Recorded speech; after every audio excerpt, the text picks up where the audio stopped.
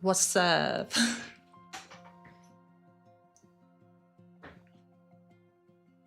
Hello.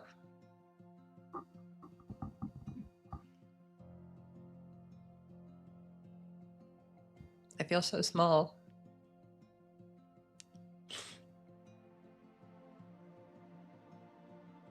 I heard the music, yeah. Hello.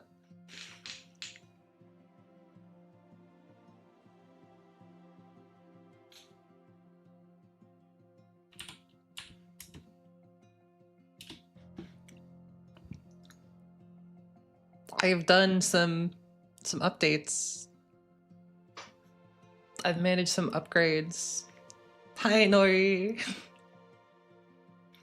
I added a new command. Try. Well, I'll tell you this costs points. So if you have points, be aware you'll be spending points. Exclamation right or exclamation left.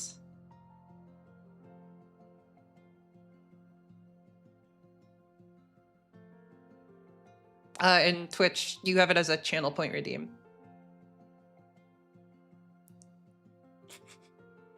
You can move me 1 degree to the left or 1 degree to the right.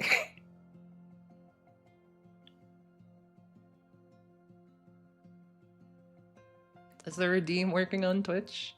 Or on YouTube?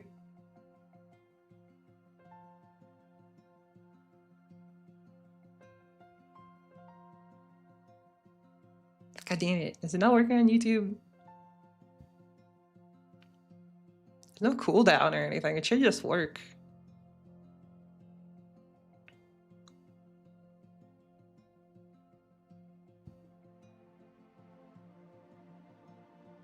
Did I move 2 whole degrees? Am I not moving? I can't tell if the... I need to like put something with YouTube. Okay, it's definitely working on Twitch.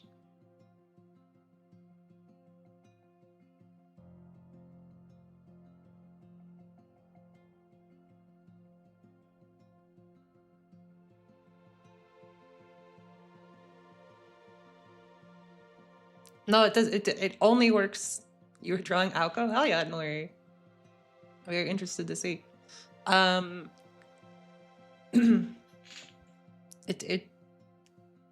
works on the 2D model. It actually only works on the 2D model. The 2D model is the one I set it up on.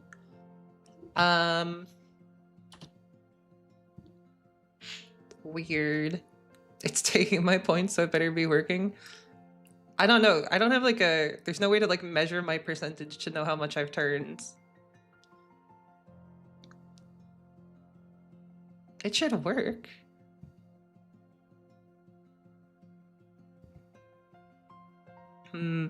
Okay, wait. I worked on something else though.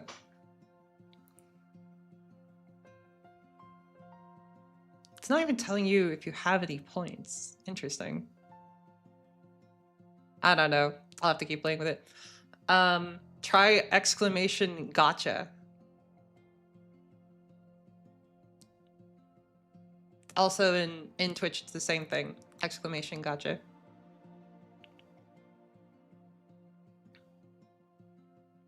I don't think I misspelled the command. I can double check. The gotcha one doesn't cost points. Don't worry. A gotcha, no, like gotcha, like a gachapon.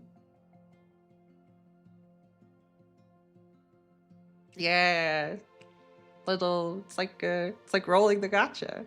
It's just a chat message for now, but it's something. That's kind of cool. It's also only sabers because it took a long time to put them all in. So right now it's just all the sabers and FGO. It also doesn't like save these for now, maybe in the future, but at least it works. That's cool. I'm glad that half of it works at least.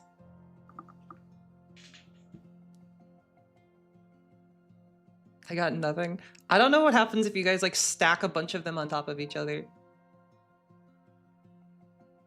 It also, this one does have a cooldown.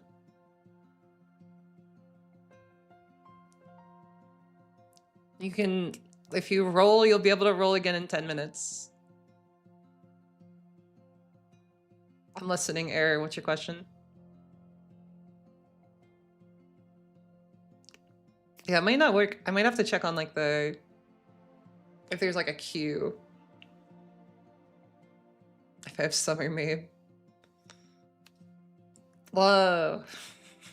It's Destiny Raccoon. Like I said, it's only sabers right now because I have to manually enter all the names. And also maybe someday I'll make it so it's like actually weighted by the rarity of the servants. If multiple people type the command, it might not be working. I think that might be the case. I did turn off the generative AI training. I don't know why it's not working for coin. It doesn't cost any points. Unless the bot is just exploding.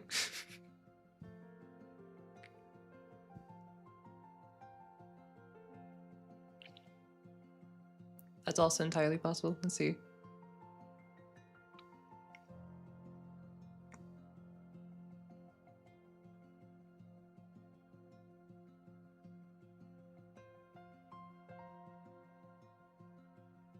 Interesting. More stuff for me to play with. It's all the sabers in NA for right now.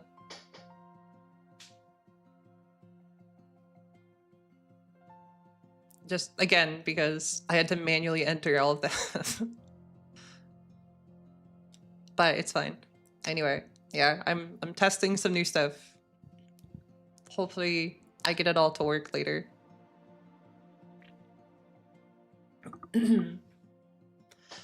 But anyway, that's not why we're here.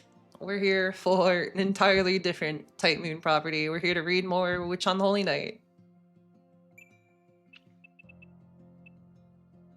Moving into chapter 4. Numa Eilish's Ferris for being late. Ferris has things to take care of. Don't worry about it. Ferris is a busy person. The gacha doesn't cost points. That should work.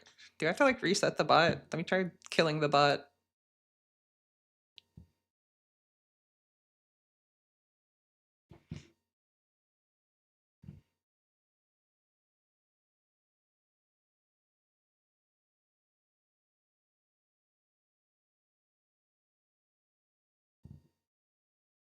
I still don't know why the left-right thing wouldn't work.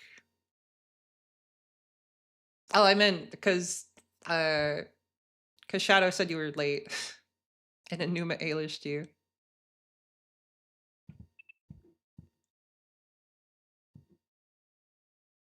I tried reloading the bot. Maybe it'll work. Whatever. Anyway. Oh, let's see. Does it work?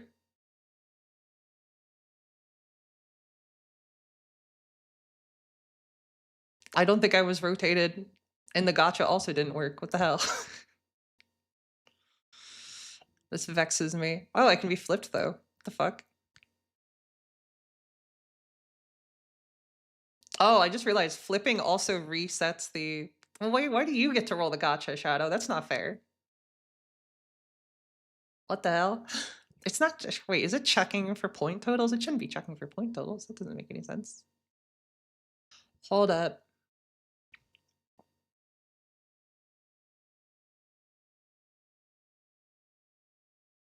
No,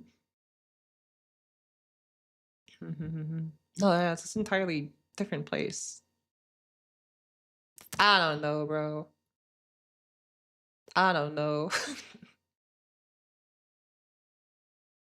It also should work in Twitch. I don't know why it's not working in Twitch.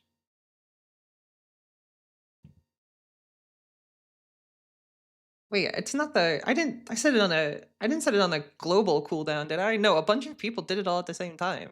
That wouldn't make any sense.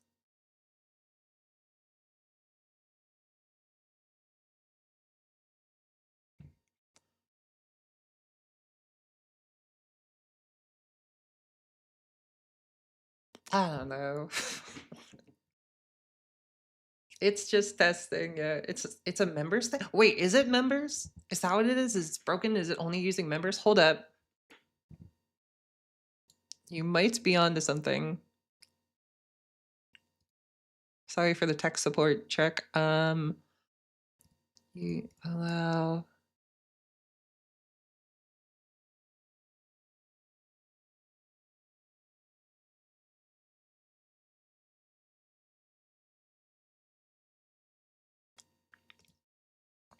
Okay, wait, what if I do this?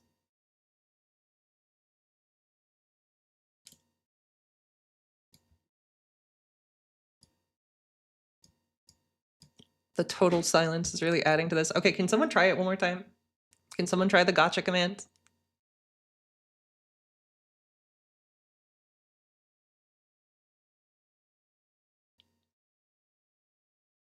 Someone who's not a member, preferably.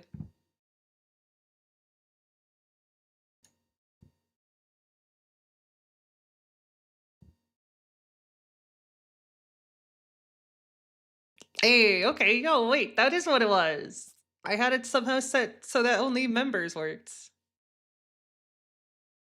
Okay, Lich and Shadow, you guys are still in cooldown. Yay! Good job, team. Hold up. Okay, wait. That means I can fix the left and the right command. I'm gonna do that real quick. I'm sorry if you burned any points on that. That's my bad. On the left and right one. The other one doesn't cost points. Okay, now left and right should also work for everybody. Fantastic. What a beautiful world we live in. The gotcha command, it gets auto-translated. I don't know if that's what's happening. Anyway, I'm sorry if you were here for me reading this visual novel and I'm getting distracted by stream mechanics. Points are getting reset. I'm upside down. I don't know if the left and the right command will work when I'm upside down, honestly.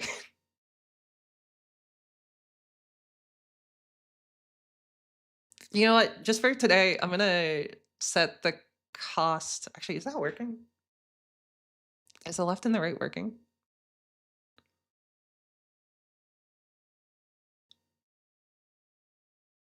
I need some music or something to be playing. This is too quiet. When else am I gonna do this though? I guess that's true. You're all being held hostage as I beta test this. Okay, wait. Yeah, I'm not getting turned to the left or the right. Is that something that's happening in here?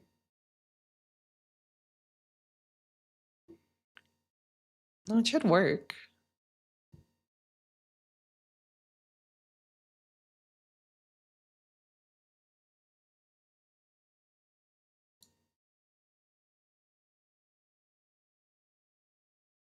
I don't know. You know what? I'll figure out a different day. I'm sorry. I just want to read. I want to get back to reading. I'm supposed to tilt. Yes. Redeem should be working. So here, I'll show you. This is what's supposed to happen. So if you do left, it should make me turn slightly to the left, see? And vice versa, right should make me turn to the right.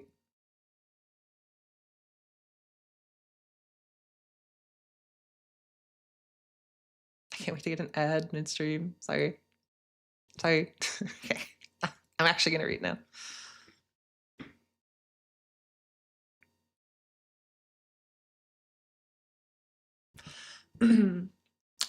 There really isn't any other way of saying this. I am a magician.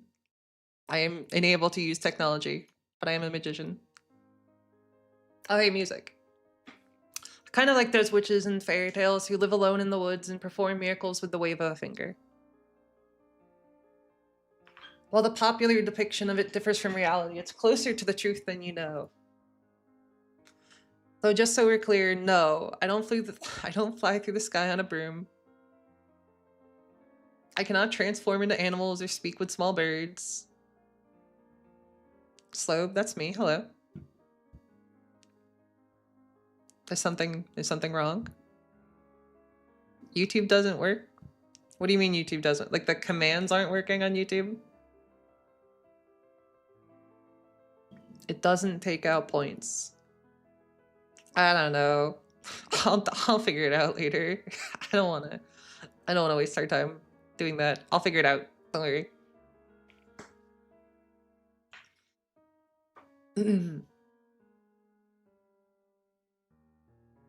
Modern mages are nothing so fanciful. Our existence sounds unbelievable, but we're quite grounded. Though it may seem like we can do anything, we're actually majorly constrained. And while I still have a lot to learn about it, this is my real job. Sounds a lot more romantic than being a high school student, right? Naturally, this is a secret I don't just share with anyone. A mage must do everything in their power to conceal their work. This is the first and most important of the association's 10 laws. Not that I'm tempted to let the cat out of the bag in the least. My secret identity as an honor student is intact, and absolutely no good would come of me revealing my true nature. If anything, it'd only lead to more headaches. That's why I do everything in my power to keep it a secret. Of course, if it had accomplished anything as a magician by now, then maybe I'd see it differently. I've fantasized about revealing my secret life's work to a single special person when I finally make something of myself. Yeah, it'd be pretty stellar to just confess one day, by the way, I'm a magician. That idea alone is enough to keep me from spoiling the big reveal, regardless of the association's rules. My grandfather patted me on the head when I shared these thoughts with him. I don't know if that was praise or what, but I remember that his touch was gentle. I first learned that I would be succeeding my grandfather on the day I graduated middle school. When I returned home, there he was. Your elder sister left on a journey. From this day forth, you are the heir to the Aozaki. He said it in such a matter-of-fact way. I knew that the Aozaki family passed down the old tradition of magecraft, but to be honest, I never imagined I would be the one to wield it. All good, Zubstra. Thanks for stopping by. Magecraft is supposed to be passed down to a single child. It was my sister's role to take the mantle, and I had no interest in dedicating myself to so many rules and routines. I planned to live a normal life. I had hopes and dreams for the future. I felt bad for my sister, but I was determined to live my life my way. And while I managed to do just that for a time, I was blindsided by a vicious counterpunch. Since then, I've been thrust headlong into a world that I had only observed from afar. It was a hell of a way to start high school. But I suppose it wasn't all that bad, all things considered. A lot has happened since then. I was so dazed by this newfound life that a year of school motored right by. I was a second year before I knew it. Thankfully, nothing drastic has happened. The 6 months my roommate and I totally tried to kill each other notwithstanding. As it happens, I've got a natural talent at this magic stuff, so I've yet to have any hang-ups there either. I'm only human, so I've had my fair share of headaches for sure, but never once did I worry about my future. I never thought my life would be smooth sailing all the way. If only everything had gone to plan last night. Well, Alice Kolonji asked Aoko Aozaki the second she entered the house. Her dark eyes succeeded where her voice failed to communicate the gravity of the situation. Aoko took off her unflattering coat, hung it on the hanger, and sat down on the sofa. Alice sat across from her with a table separating them. Any progress with those things? Not at all. I've only got 7 left that are any good for reconnaissance. I've been using them up fast and haven't had time to make more. Alice's gaze drifted from Aoko to the box on the table.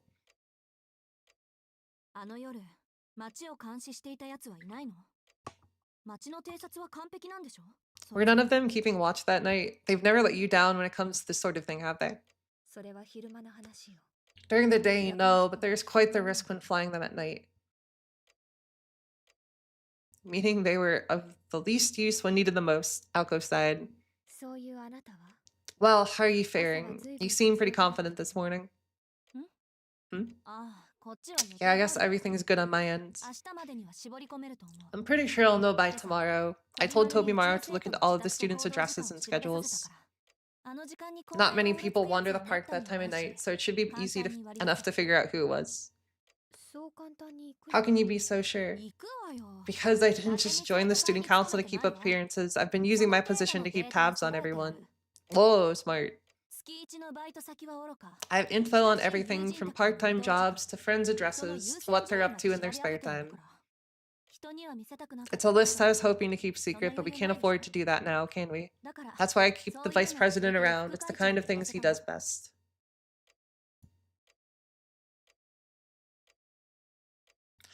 Incidentally, the creation of this secret file started the moment Alco became student council president.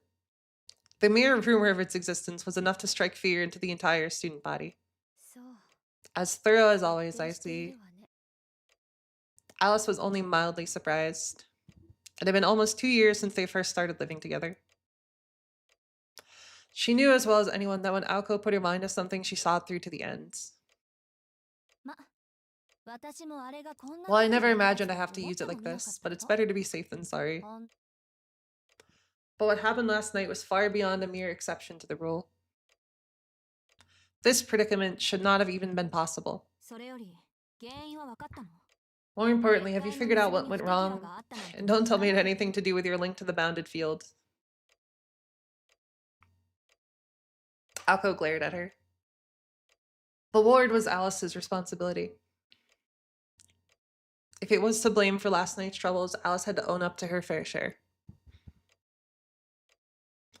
Alice and Alco may have been roommates and partners, but it was a relationship of convenience. History will say they were roommates.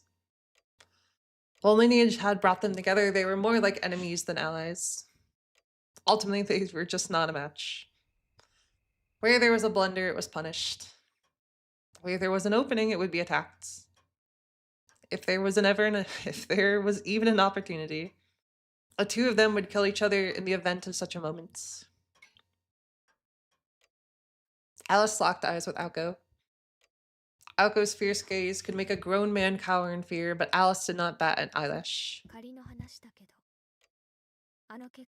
Assuming the bounded field was the problem, wouldn't this have happened countless times before? I suppose you're right, Alco agreed, as the question reaffirmed her trust in Alice. So you're saying there was nothing wrong with it? I honestly can't say for sure. Alice answered as flatly as ever.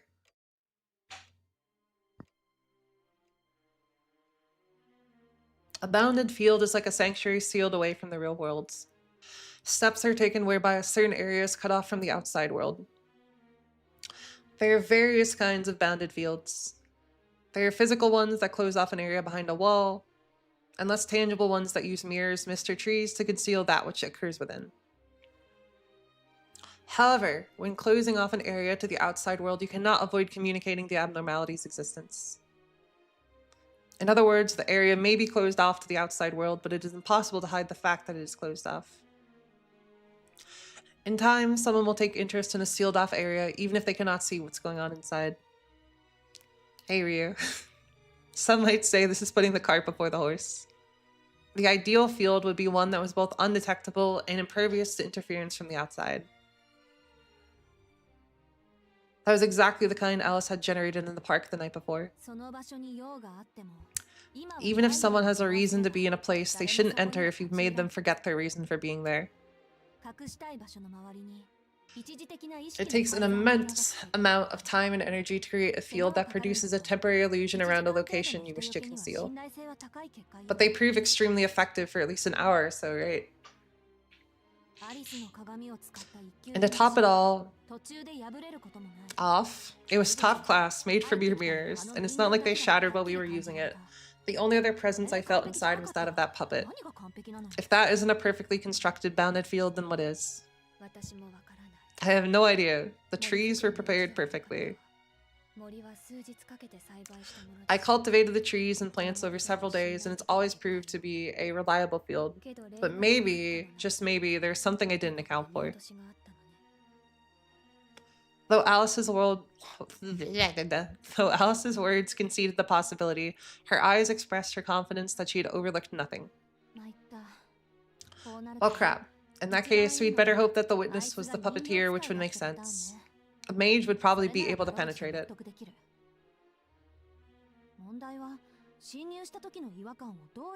Something else bothers me, though. How did he avoid detection?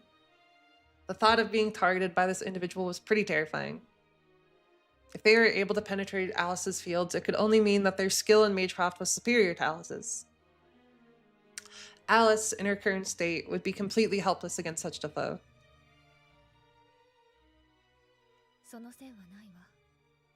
I've already determined that it was not a mage. This was most certainly an outsider. The starlings are one thing, but not even Robin was able to follow him. There were no traces of magical energy, so that rules out a magical bond. Aoko was quickly running out of straws to grasp at. And that meant she was out of questions to ask. All she could do was call it bad luck and leave it at that. First you get found out that you're a mage, then you let the witness get away. Why couldn't I just have normal high schooler problems? The sofa groaned as she leaned back. Her gaze went up to the brown ceiling with a sigh. It wasn't much of a view. She was becoming increasingly depressed. Aoko, make up your minds. Her roommate's voice seemed indifferent, but Aoko just kept staring at the wooden ceiling. If you're not up to the task, I can take care of it myself. The cool-mannered girl's statement carried an equally icy implication. Aoko took the words in slowly with as much sincerity as she could muster.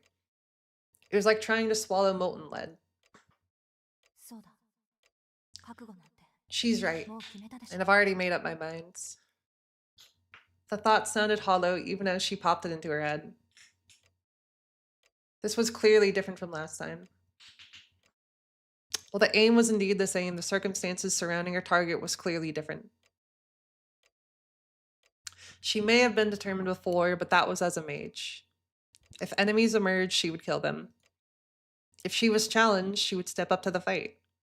If it was a fight between two mages and her opponent was in the wrong... If it was a fight between two mages and her opponent was in the... Wait. She was challenged, she would step up to the fight.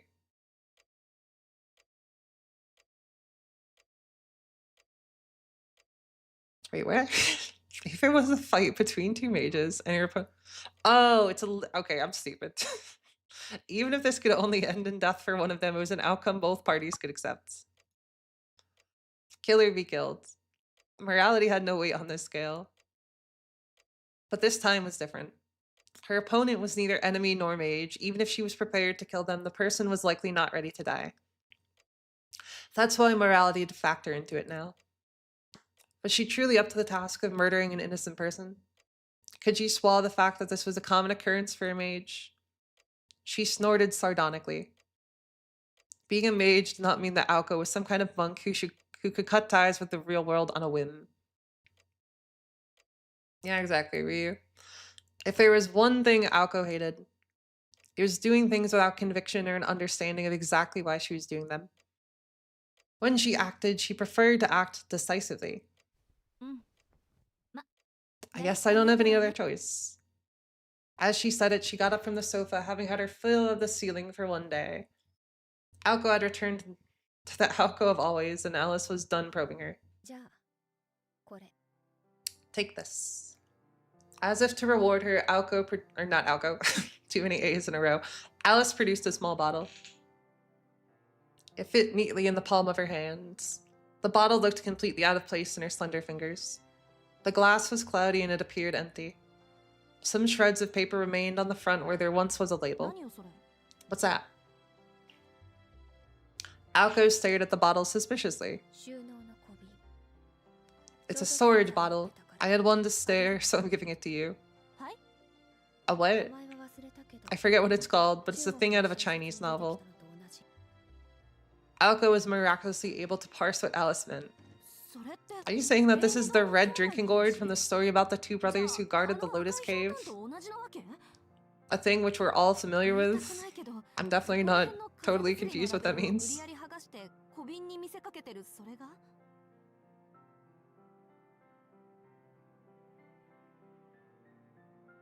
Don't take this the wrong way, but it looks like your everyday medicine bottle with the label ripped off.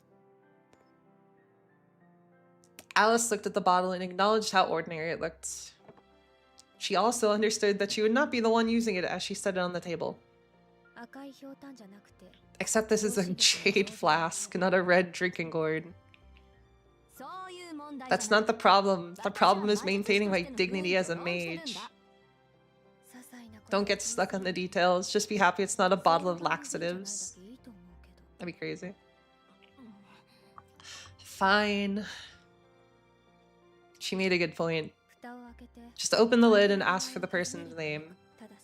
But be careful, because if the target is resistant, the bottle will shatter. Aoko raised her eyebrows. Hang on. If he's resistant, I can only use it when he's asleep, right?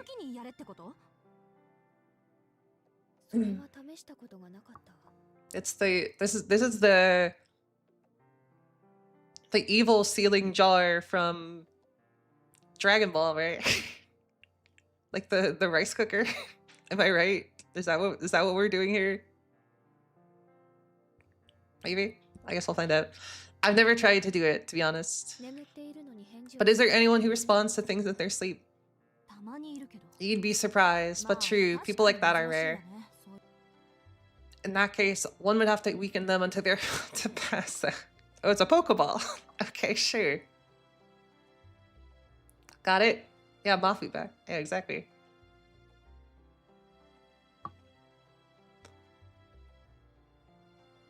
Or a Pokeball. See, it works better if you're asleep or almost dead, like a Pokeball. Oh, I almost forgot. Drugs or magecraft will also cause the bottle to break. And what good is it? Won't break the damn thing. I don't know what that says. A tool is only as good as the person using it. Alice turned away as she replied, as if this topic no longer mattered to her.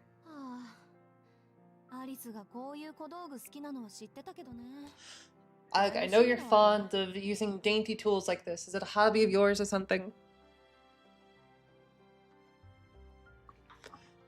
Aoko asked, hoping Alice would deny it. Perhaps. So are you going to take it or leave it?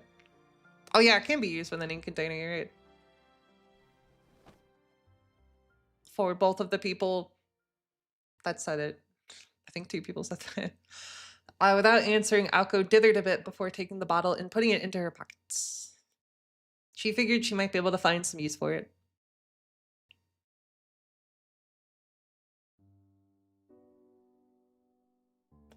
Two hours had passed and the clock struck 9. Their conversation had moved from the drawing room to the sunroom and had manifested into the kind of scene one would not expect in such a mansion. To be honest, I really didn't want to leave it to Toby Maru like this. A hot earthenware pot sat on the table. Aoko spat out complaints to no one in particular as she plucked food from it with her chopsticks. Tonight they were eating a traditional Japanese meal that looked out of place in this mansion. When it came to the kind of Japanese hot pot where all one had to do was buy and boil ingredients, it was usually Aoko's responsibility. Alice sat across from Aoko as she silently poked at the pot with a fork. Oh, I forgot to clarify that that's Saber Gills and Saber Deerwood. My bad. Yamasiro made it a point to say that Shizuki hadn't joined a club. It's not like I have the time or energy to keep track of every single student. The egg she had plucked was still as silky as a baby's bottom, so she returned it to the box. She settled for the shirataki noodles instead. Whoa, real fork action. I already knew that the idiot is constantly busy with his jobs. That's why I tried my best to set him up with a club activity captain that'd be accommodating.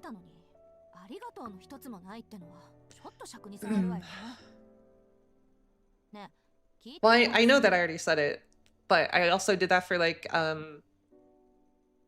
Astolfo says Astolfo Saber. That's more for my clarification than anything else.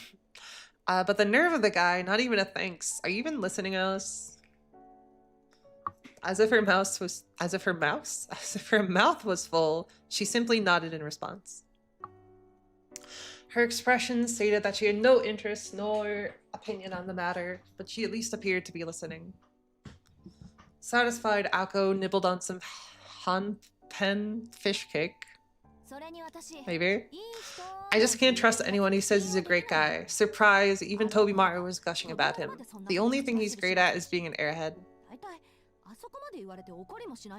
Yeah, right. Just a coincidence that we're talking about this. Definitely no relation to the guy that was inside that bounded field.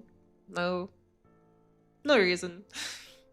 I mean, there's really something wrong with his brain if he didn't get angry after what I said.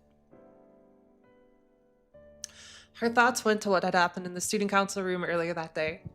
She remembered how non-responsive Sojiro had been to her words. His unconcerned face alone was enough for her to swallow the rest of her hampan without chewing it. I thought you would understand, he says. Ha. His words were a lot like those that ended her childhood. You know it, don't you, Aoko? Through it all, you never lose sight of who you are. You're so strong. Perhaps it was meant as a compliment, but she took it as a patronizing way to pity her. Because the person who said it had acted like she was looking at a wounded animal. Whatever. Who cares what that weirdo thinks or says?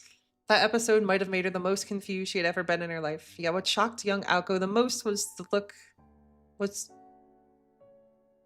that's definitely supposed to be was the look of pity on the face of the person she admired the most. You fraud. Huh? The abrupt comment stopped her in her tracks. Sorry, what'd you say? Something about a fight? Alice nodded. I can't say I completely understand from what you've said, but it does come across as if you were trying to pick a fight with him. Whoa.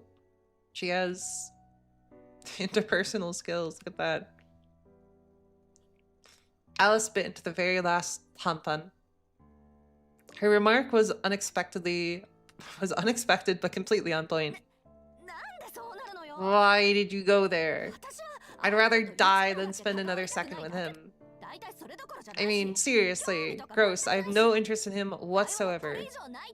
I'd love it if I never had to say anything about him ever again. So why all the talk about him? Well, I was just reporting on today's investigation. Something wrong with that? What other reason could Alice be suggesting Aoko had for bringing it up?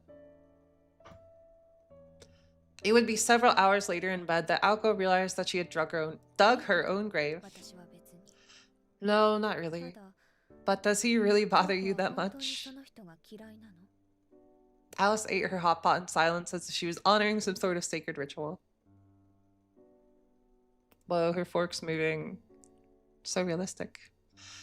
Her face was as indifferent as always, but she was secretly enjoying how flustered Aoko was. Aoko remained oblivious to this. Normally, she would have noticed immediately, but she was not quite herself at this moment.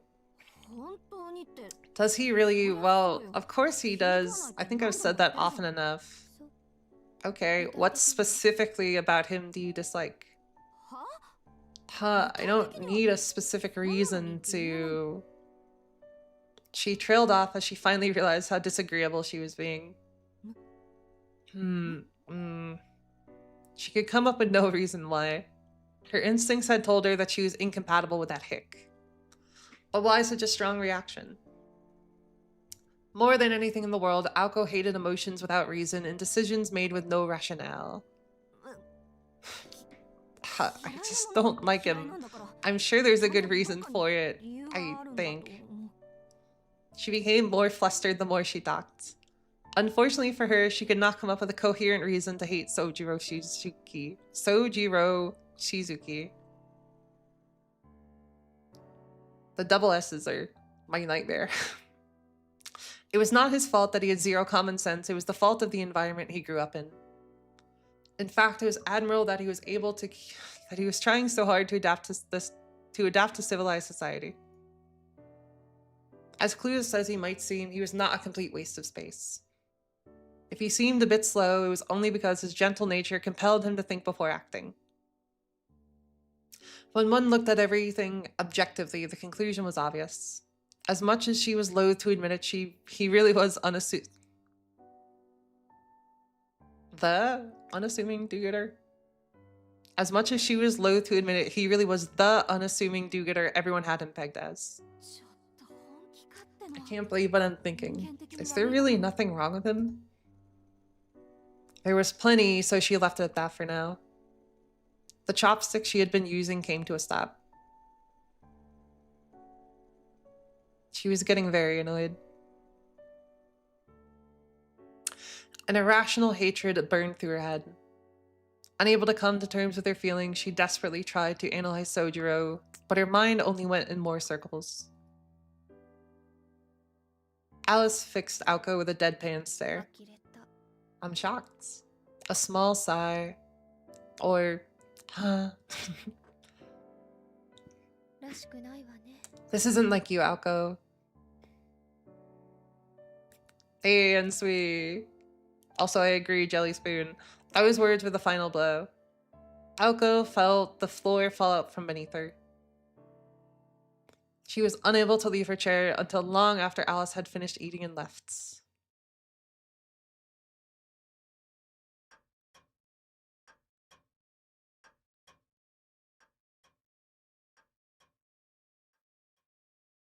However, even after getting knocked down, Aoko Azaki was not one to be kept that way.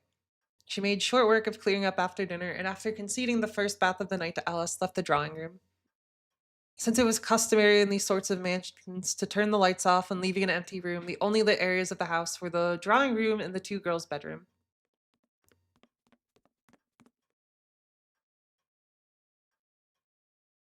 The upstairs was enveloped in darkness.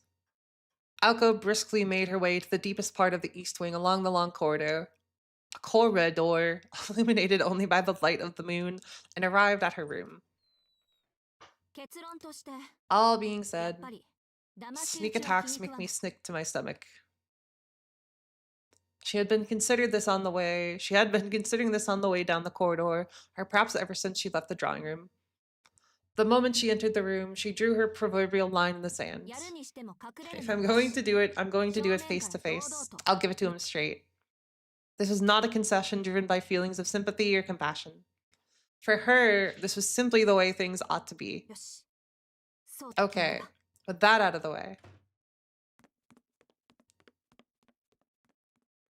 After settling her resolve, she headed to the study next door.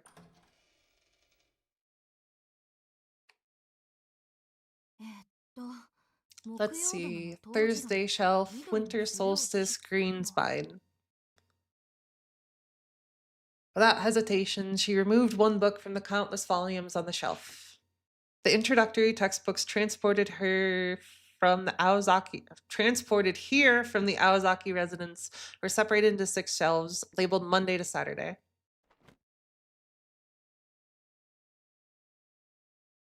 Aoko had organized the books by topic, genre, and purpose, and had more or less memorized exactly what was in her personal library. Referencing any of the material took her no time at all. It was to be expected from keeper of the study. Though this keeper's fiefdom was nothing more than a small room. Both Aoko and Alice had given up all hopes in the cluttered mess of a library in the annex. Nevertheless, on occasion, Aoko would have no option other than to give Alice a heads up and visit when the study did not meet her needs. I really hope I don't have to go over there right now. Aoko placed the thick green book down and took a seat. The desk she sat at was sturdy but uninviting. It wasn't the sort of furniture girls her age grew attached to, but she liked its minimalist elegance nonetheless. She flipped lightly through the book's old, worn pages. I still can't manage anything like Alice's bounded field. I guess I'll just have to find a place off the beaten track. The mountains, the woods, the school building empty at night. She was looking for a place that would be, except for the worst of luck, void of people, allowing her to forego the use of magecrafts.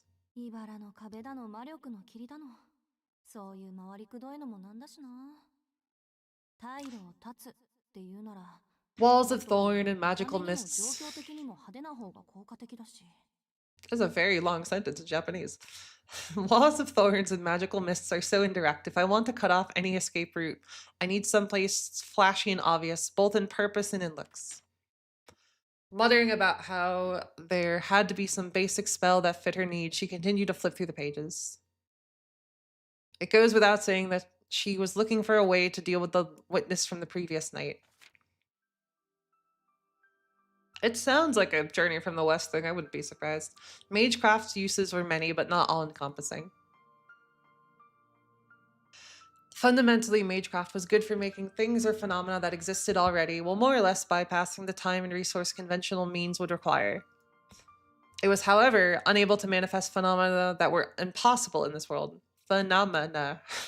It was essentially an equivalent exchange that used a variety of shortcuts. A phenomenon made possible by human hands, actualized by an individual's power. That was generally what magecraft was. Very FMAB. To give a, or I guess just, I'll just FMA, whatever. To give a simple example, if Aoko were so inclined, she could make an entire lake appear at the mansion. However, it had to be something that existed within this world. Nothing, not even the smallest matter, could escape this unbreakable law. Even if Aoko were to release a level of heat on par with an F-15 fighter jet's afterburner, that event would only be possible if the circuit named Aoko Aozaki acted as a temporary input variable in a magic formula. The derived equivalence was simply a value that had already occurred in reality. If the variable in the equation did not exist somewhere else in reality, the spell would not be valid. The imaginary elements, known as magical energy, was like a lie that could only slip its fantasy through the network of order at the moment of ignition. Given form to the non-existent illusions invading reality... Oh, giving form to the non-existent illusions invading reality was something the universe did not allow. Hold up, I want to see if I can...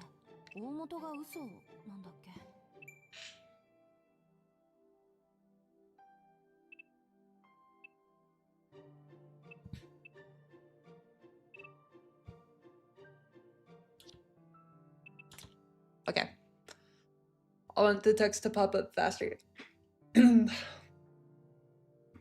isn't a way to make the text just pop up immediately, is there? I kind of assume not. Just so I don't make mistakes by reading it and like misinterpreting where the emphasis should be in a sentence. Bro, is that an FGO reference? Oh my god. Still, what was it? You can combine the imaginary factor, ether, with pretty much anything else since it's not real itself. Whoa, that is really fast. Okay, never mind. Anything composed entirely of magical energy is little more than an illusion and will quickly dissipate.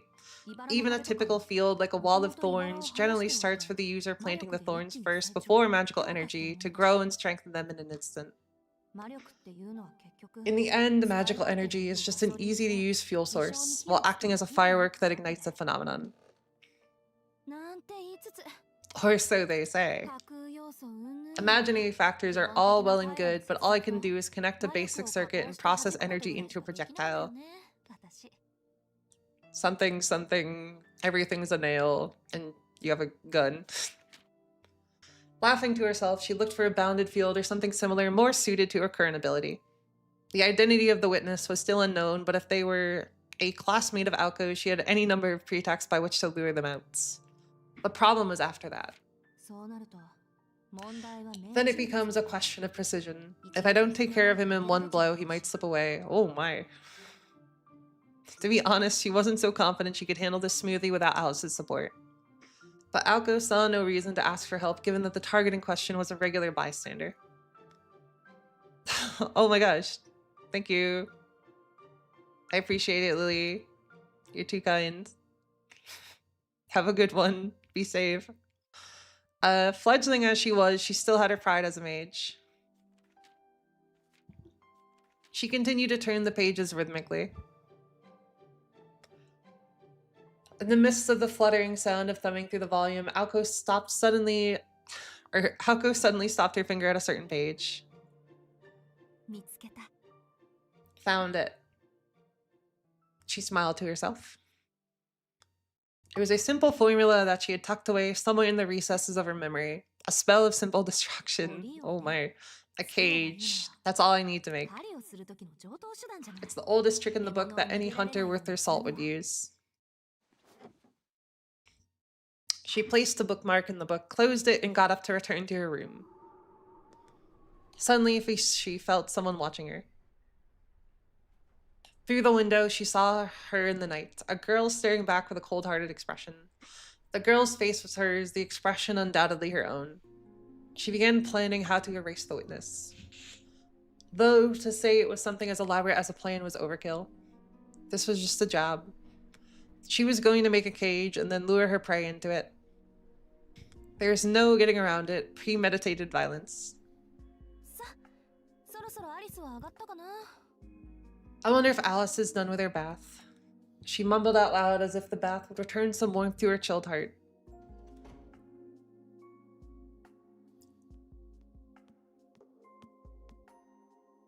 About 20 minutes had passed since she gave Alice the privilege of using the hot water first. Alice tended to bathe quickly, finishing well under 10 minutes. Her roommate was the type that could not understand the spirit of the bath, treating it as if nothing more than a necessity for looking after one's body. It's a very Japanese sentiment. High explosive anti-tank ordnance. Yeah, exactly. Basically. For Alice, the concept of staying at a hot spring inn sounded more like a chore than anything, though in this regard, Aoko had to agree. I guess it's my time to... Huh? Is that the drawing room light on? It was unusual for Alice to sit in the drawing room after her bath. On nights when she had nothing to discuss, it was her style to return directly to her bedroom.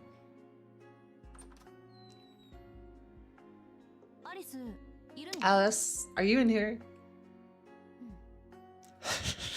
She's standing there like a character you have to interact with in a detective game. Alice nodded. With no book in hand, it appeared that Alice had been waiting for Aoko. So that's how it is. She really has no faith in me, does she? Aoko scratched her head in exasperation. Was it that Alice was worried about her or had no faith in her? Her expression was so calm, Aoko could hardly figure out what she was thinking. I have a plan. Want to hear it? I can tell what it is by the look on your face. It's good that you're no longer wavering, but you must do something about that tell of yours, Aoko. Alice let out a small sigh. It was unusual for Alice to make such a display of her disappointment. I don't like sneaky attacks, so I'm going to do it fairly, and only after I've told him why straight to his face. That way there will be absolutely no trouble later. Any complaints? Why would I have any? This is really only a matter of personal preference after all.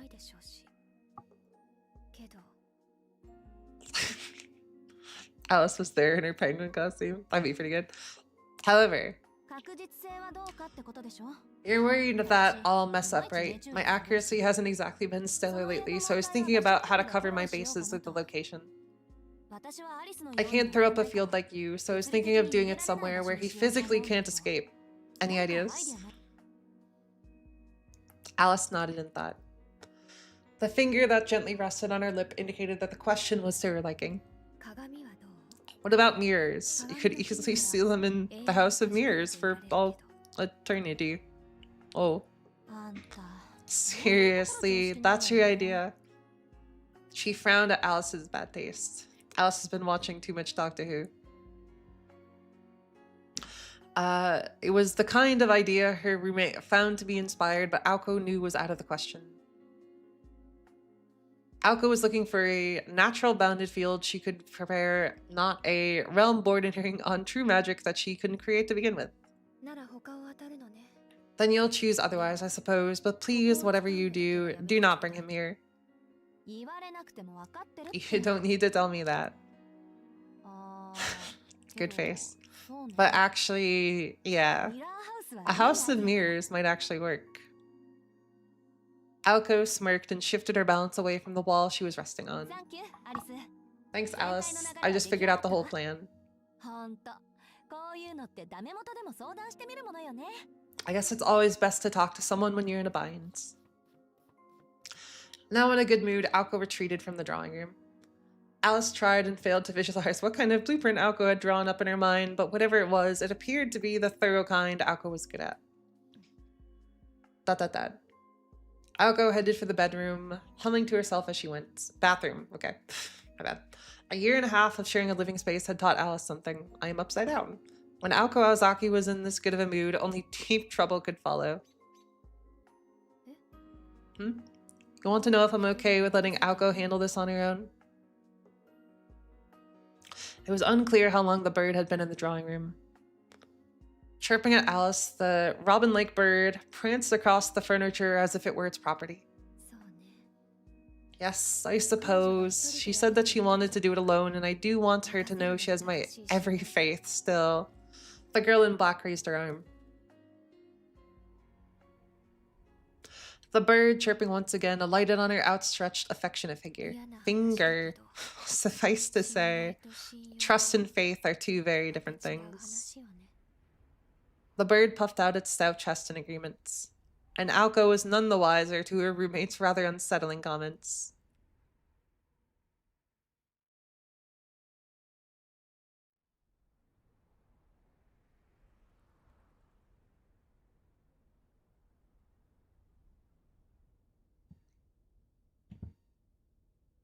The following day was a typical overcast one.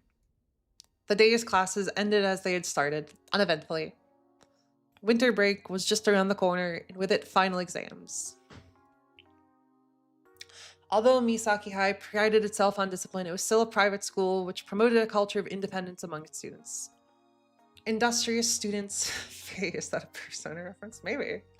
Industrious students had a place to explore that side of themselves under the guardianship of the student council president.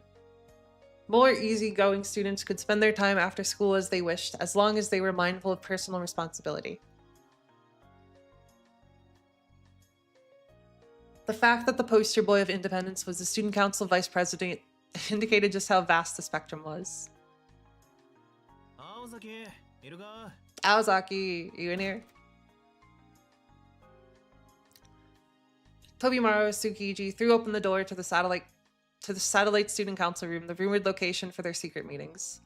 Despite all appearances, he was the student council vice president who was also happened to be the poor soul responsible for executing the student council's dirty work. One person was waiting for him in the cramped room.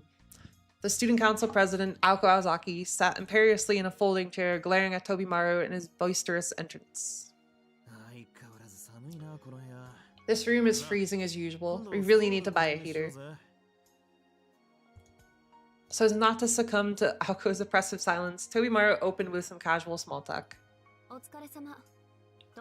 Thanks for coming. Let's get down to business. Do you know why I've asked you here?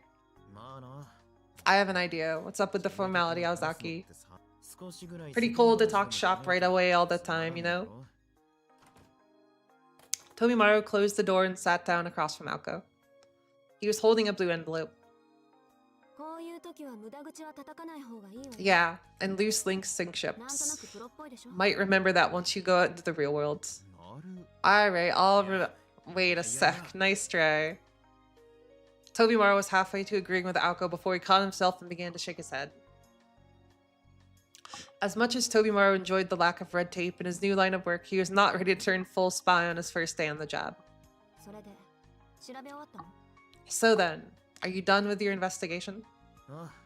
Yeah, I finished the last interview just now. The details are in this envelope along with the file you gave me. He tossed the envelope onto the table. Good. Aoko picked it up and began to scan through the documents that were inside. She entered her own little world, not sparing the slightest bit of attention for Tobimaru. If ignoring other people were a skill, she would be a master at it. Mm-hmm. What? I just wanted to ask one thing. Yeah, and? The room was filling with a chilled silence. Aoko continued reading without an ounce of emotion on her face. Though Tobimaru kept up an air of indifference, his stare remained fixed intently on her. Do you get a kick out of doing this kind of thing, Ozaki? Of course not. What's so fun about gathering intel I hardly even get to use? Right. Just wanted to check. Whether or not he was convinced, Tobimaru stood up from his chair with a disappointed expression. You'll figure this out by reading it all, but I wasn't able to dig up anything conclusive. By all indications, there weren't any students in the area the day before yesterday. It's not like I can say that for sure, though. No longer concerned over his task, Tobimaru headed toward the door, as if to say it was out of his hands. Oh, and one more thing.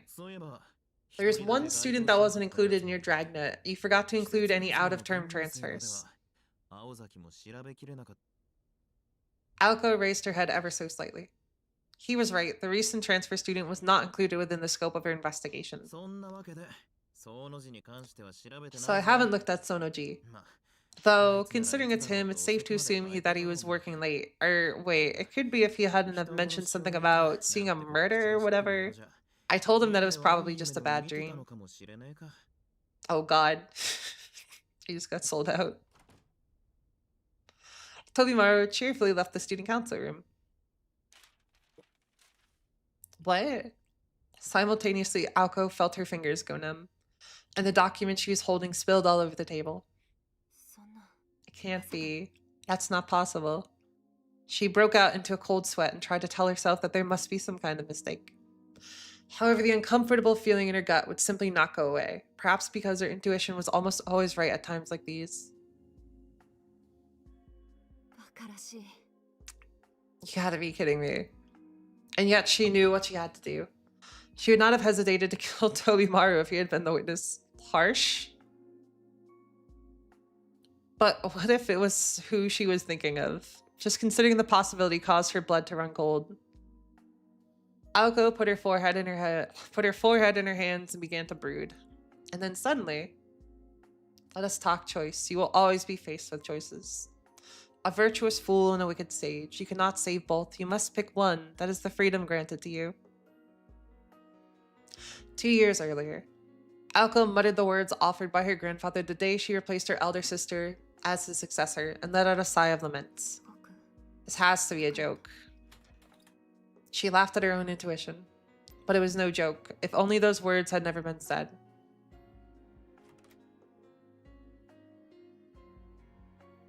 Aoko locked up the student council room and left for the day. Calmly, as though nothing untoward had happened, she greeted the students as they passed her in the halls. She was almost shocked by how natural she seemed. There were still plenty of students at the school. The grounds were noisy with the chattering of students who had finished the day but had yet to head home. Others still had club activities. I need to stop for a second to drink some water. My mouth is getting all messed up. Very dramatic. I can't believe that one of the main characters is going to kill another main character. It's very sad.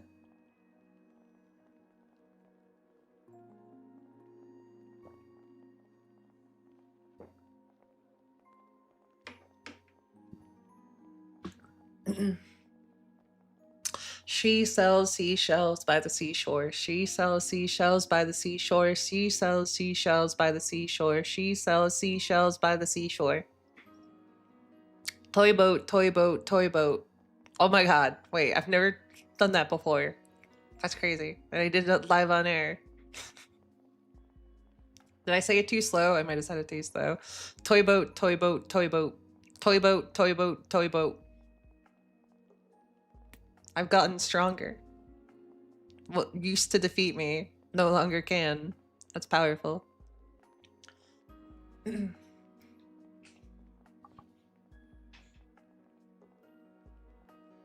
Alright. I'm not gonna lie, I'm still kind of annoyed that the commands aren't working. You called Mary Anning. I don't know why they only work on one and not on the other one. So weird.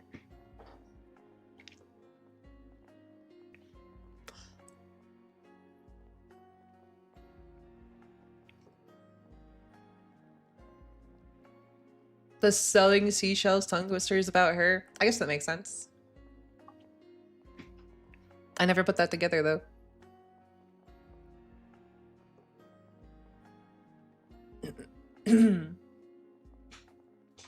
I don't know. I'll play with it more later. I want it to work. I think the left and right thing is... YouTube is broken. You are correct. Maybe it's YouTube's fault. I'm changing. I'm switching up. I'm blaming it on YouTube exclusively. Whatever. The gray sky looked ready to pour, but nobody seemed to pay it any mind. Amidst the clamor, Alco haste. Blah, blah, blah, blah. Okay, brain. You gotta give yourself a second. You need to read the words, and then you can say it. It's okay. Amidst the clamor, Alco hastened to the school gate. She passed by some students in animated conversation. Little trivia like this you learn as a paleontologist. That's sick. I know you're a paleontologist. That's really cool. They seemed to be talking about their after-school plans. Apparently, they were adamant about maximizing their free time. She could not figure out how they could possibly be so irresponsibly focused on fun, but at the same time, was in no mood to make fun of or feel envious of them. 2 short years prior, she had been just like them.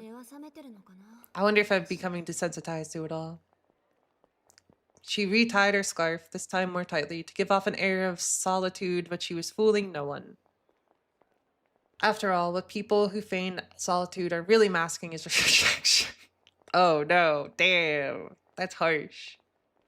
Send this to all of your friends that act cool and don't talk to people. Although I guess if they don't talk to people, they might not be your friend. Maybe this is a thing that you need to... Maybe this is something that someone in chat needs to hear. Solitude, rejection. They're two sides of the same coin. The area by the school gate was busier than usual. A group of boys appeared to be huddled behind it. The transparent attempt to be discreet in terms of both location and loudness of voices did nothing to hide the fact they were noisily arguing about a girl standing alone on the other side of the street. Is it going to be Alice? It was in fact Alice. The girl was cloaked in a black cape. I'm gonna hit my high school self. At first glance, it could have been mistaken for normal attire, but those from Misaki could tell that she wore the uniform of a prestigious girls' uniform. Prestigious girls' uniform. Prestigious girls' school. Said school had no connection to Misaki High in any way, shape, or form. The two schools were miles apart, both physically and spiritually. The way that you say that makes me think that they are related. A member of that school's student body was a rare sighting, as the majority were forced to live in the school dorm. Rian Girls Academy had a reputation as a school for princesses, and it was rare indeed for one to be slumming with the common folk. God damn. That alone would have been enough to cause the ruckus among the boys, but the girls looked the epitome of class. But this girl looked the epitome of class. One could not help but describe the standing figure as charming. The way she silently, motionlessly waited was reminiscent of a meticulously composed portrait. Damn, girl! You sure do stand nice. You got a Facebook. Go hydrate, or else if you drink Rondo. I just drank water. Do I really have to drink? I guess I'll drink more water. It has what plants crave. It has electrolytes.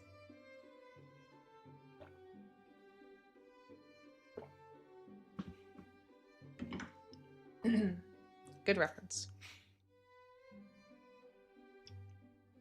Okay, I'm gonna let my brain slow down a bit. Alco took one look at her before instantly recalling that one word. Solitude. Okay, you lame brains. Don't you have anywhere better to be? Disgusted, Alco barged through the gates. At this point, she would normally head home, but today she crossed the street toward the waiting girl. Oh crap. Is that the student council president? Damn it, she's trying to chase her away. Let the girl be. She has a right to stand there if she wants to. She's gonna go nuclear. The president versus the angel. What gives, man? Who cares if she's not from another school? She's not even on school property, right? Right, guys?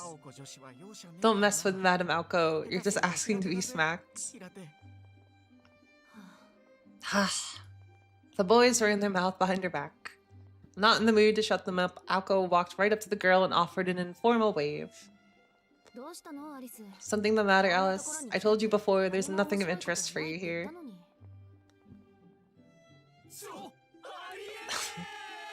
For real! Aoko heard the boys by the gate lose their collective minds and did her best to ignore them. I wanted to be sure, but... Aoko. These people are a nuisance. You think? I'll chase them off. In contrast to Alice's small voice, Aoko stood loud and clear. Naturally, this was on purpose, so as to deal with the riffraff by the gate all at once. Crap, she's coming this way. Hey, stop pushing. Move it, I'm out. But doesn't it look like they're tight? Maybe we could get the prez to introduce us. Haha, rookie mistake. You still haven't experienced the realities of the battlefield. On second thought, don't let dreams be dreams. It's your funeral. Is that a goddamn... Who was that? Why am I blanking on that actor's name? Wait, who did the don't let your dreams be dreams thing? Shia LaBeouf. Is that a Shia LaBeouf reference? That's crazy. Perhaps because too many of them had gathered in one place, the mob entered a frenzied panic as they tried to escape. Aoko addressed them all. Well, well, well, what do we have here? If it isn't the Go Home Early Club, would you mind telling me what you're all doing gathered in a place like this with no club activities to attend? Eep. The student council president stared daggers at the boys. In any case, exams are coming up. It sure would be horrible if instead of going home to study, you were loitering around just to ogle another school student, now wouldn't it? It's not like a single one of you had the guts to even go up to her and say something. Not one of them was brave enough to admit that this hit the nail on the head. If any of them had such courage, they would have already been chatting the young lady up. I think I forgot something in my classroom. If I had known it was going to end like this, I would have at least gone down trying. What if we borrow the binoculars from the astronomy club? I'm sure we could get a good view from the roof. Dude. Do you guys just stare at women? Is that a thing? Is this an anime thing? It's kind of interesting. Alright. The astronomy club doesn't have binoculars, dummy. If anything does, it would be the Wild Bird Society. Haha, the prez destroyed those last month. If you have enough time for bird watching, you have enough time to find a girlfriend, chicken. Haha, find a girlfriend? Sorry, Zaki, I'm gonna cut out through the back exit. I got a jet too. Later, prez. See you tomorrow. And with those oh-so-charming remarks, the boys scattered with their tails between their legs. You stared at Percy. He's a cartoon. You seem to be enjoying yourself, Aoko. How could you tell?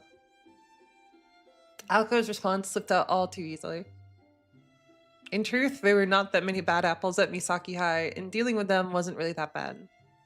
I hope it's just an anime thing. Using binoculars is wild. That's what I'm saying, dude.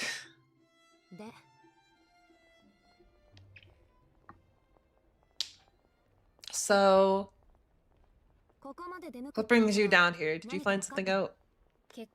I identified traces of the witnesses from within the field. All we need to do now is put a name to them.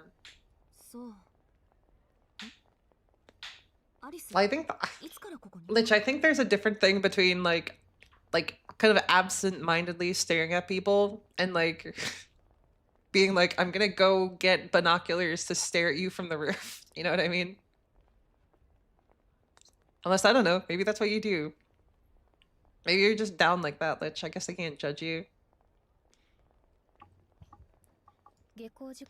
Since school was dismissed. She had been here for roughly an hour. Standing in the same place for an hour would be taxing for someone as sensitive to the cold as Alice. I'm sorry if you would have told me. Criminal actually is literally it's stalking.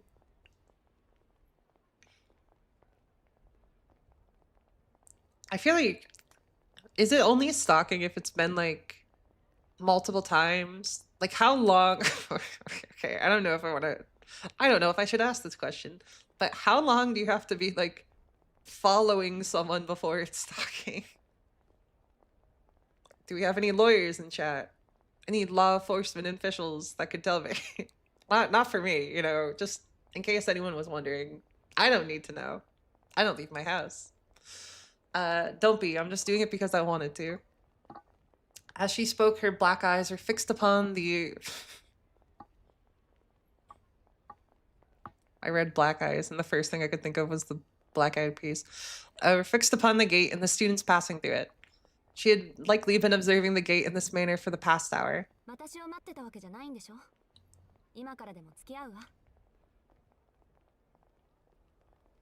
Okay, speaking about rough translation, geez Louise, you weren't waiting for me, were you? Oh goodness. You weren't waiting for me, were you? Well, I'm here now anyway, so we can go. I'm not a stalker. Just don't start more start more rumors about me, Jesus. Alice nodded in assent. If Alice was still here, it meant she had not found the witness yet. If she had found the student, Alice would have already gone home and says ahead of Alco and began to emerge. Getting too fast again. Getting too fast. If she had found the student, Alice would have already gone home ahead of Alco and began to research the student's backgrounds. Nothing came up on my end. She reported the results of Tobimaru's investigation. Alice remained silent. With that, the conversation ended, leaving the two to silently endure the fusing wind. The silent stakeout dragged on endlessly. It has to be a pattern, that's what I thought. Students continued to pass the gate, each shocked at the sight of the unusual combo, and head home. After 20 minutes, Aoko let a sigh escape her mouth, perhaps from boredom, perhaps from the cold, or perhaps from both. Hey, on our way home, do you want to drop by Dawn? Aoko quickly turned to Alice to catch her reaction. Dawn was the name of one of Aoko's favorite coffee shops. Oh wait. That's how you open that? Why is that how you open that? Wait, what? How did I do this?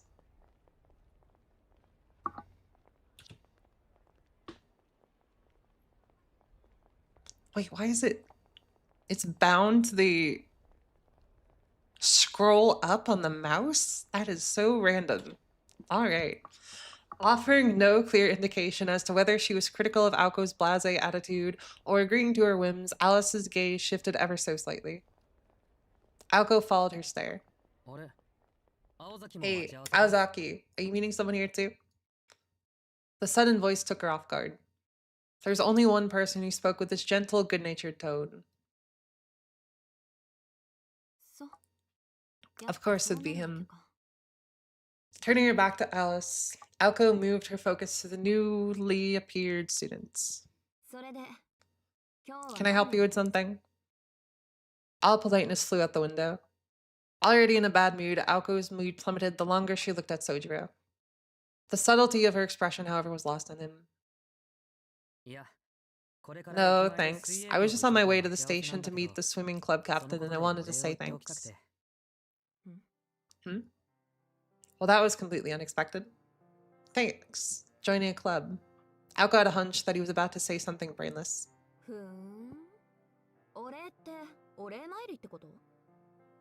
And by thanks, you mean payback, right? Fortunately, Sojiro was completely unaware of the more sinister implication to the word payback. I'm not sure what you mean by that, but it's no big deal. It's just that the swimming club captain said that the club doesn't get that busy until summer. Sojiro was about to say Sojiro was just about to thank her for recommending a club that would not take up much of his time when Aoko cut him off with an expression of disinterest. Well, of course, I couldn't very well introduce you to a club that I knew you would never turn up to. All I did was mention some that even someone as busy as you could join. I see. Very efficient. His open admiration for her sapped Aoko's will to fight. Finding a suitable club and negotiating with his captain hadn't been an efficient use of her time at all. Anyway, you really helped me out. I just wanted to say thanks. Sojiro gratefully dipped his head, but not before the flustered Aoko stopped him. Give me a break. You're just going to give me a headache if you do that. So, how's the swimming club? Does it seem like a good fit? Damn, this must be hard. Having this conversation when she knows mentally she's like, I am going to try to kill this man later. As for an awkwardness infiltrated her previously sharp gaze.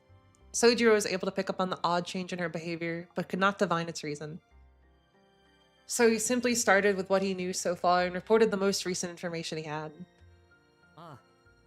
Oh, I got kicked out of the club already? Oh.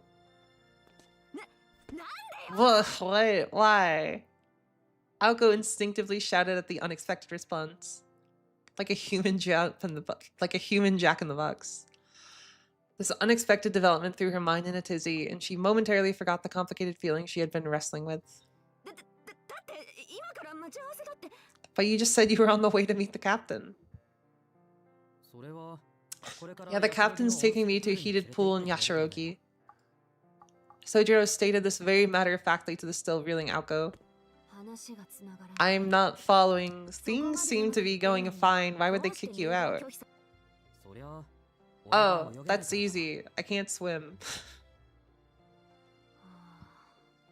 That. Aoko reached up with her fingers and pinched the bridge of her nose as she processed his answer.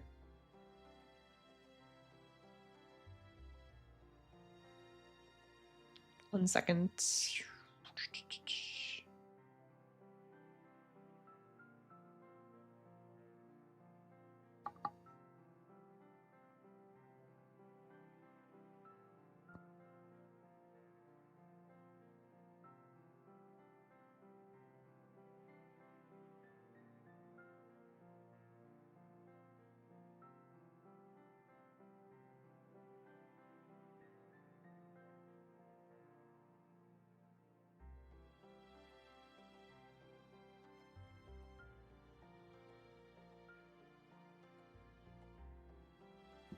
Alright, sorry.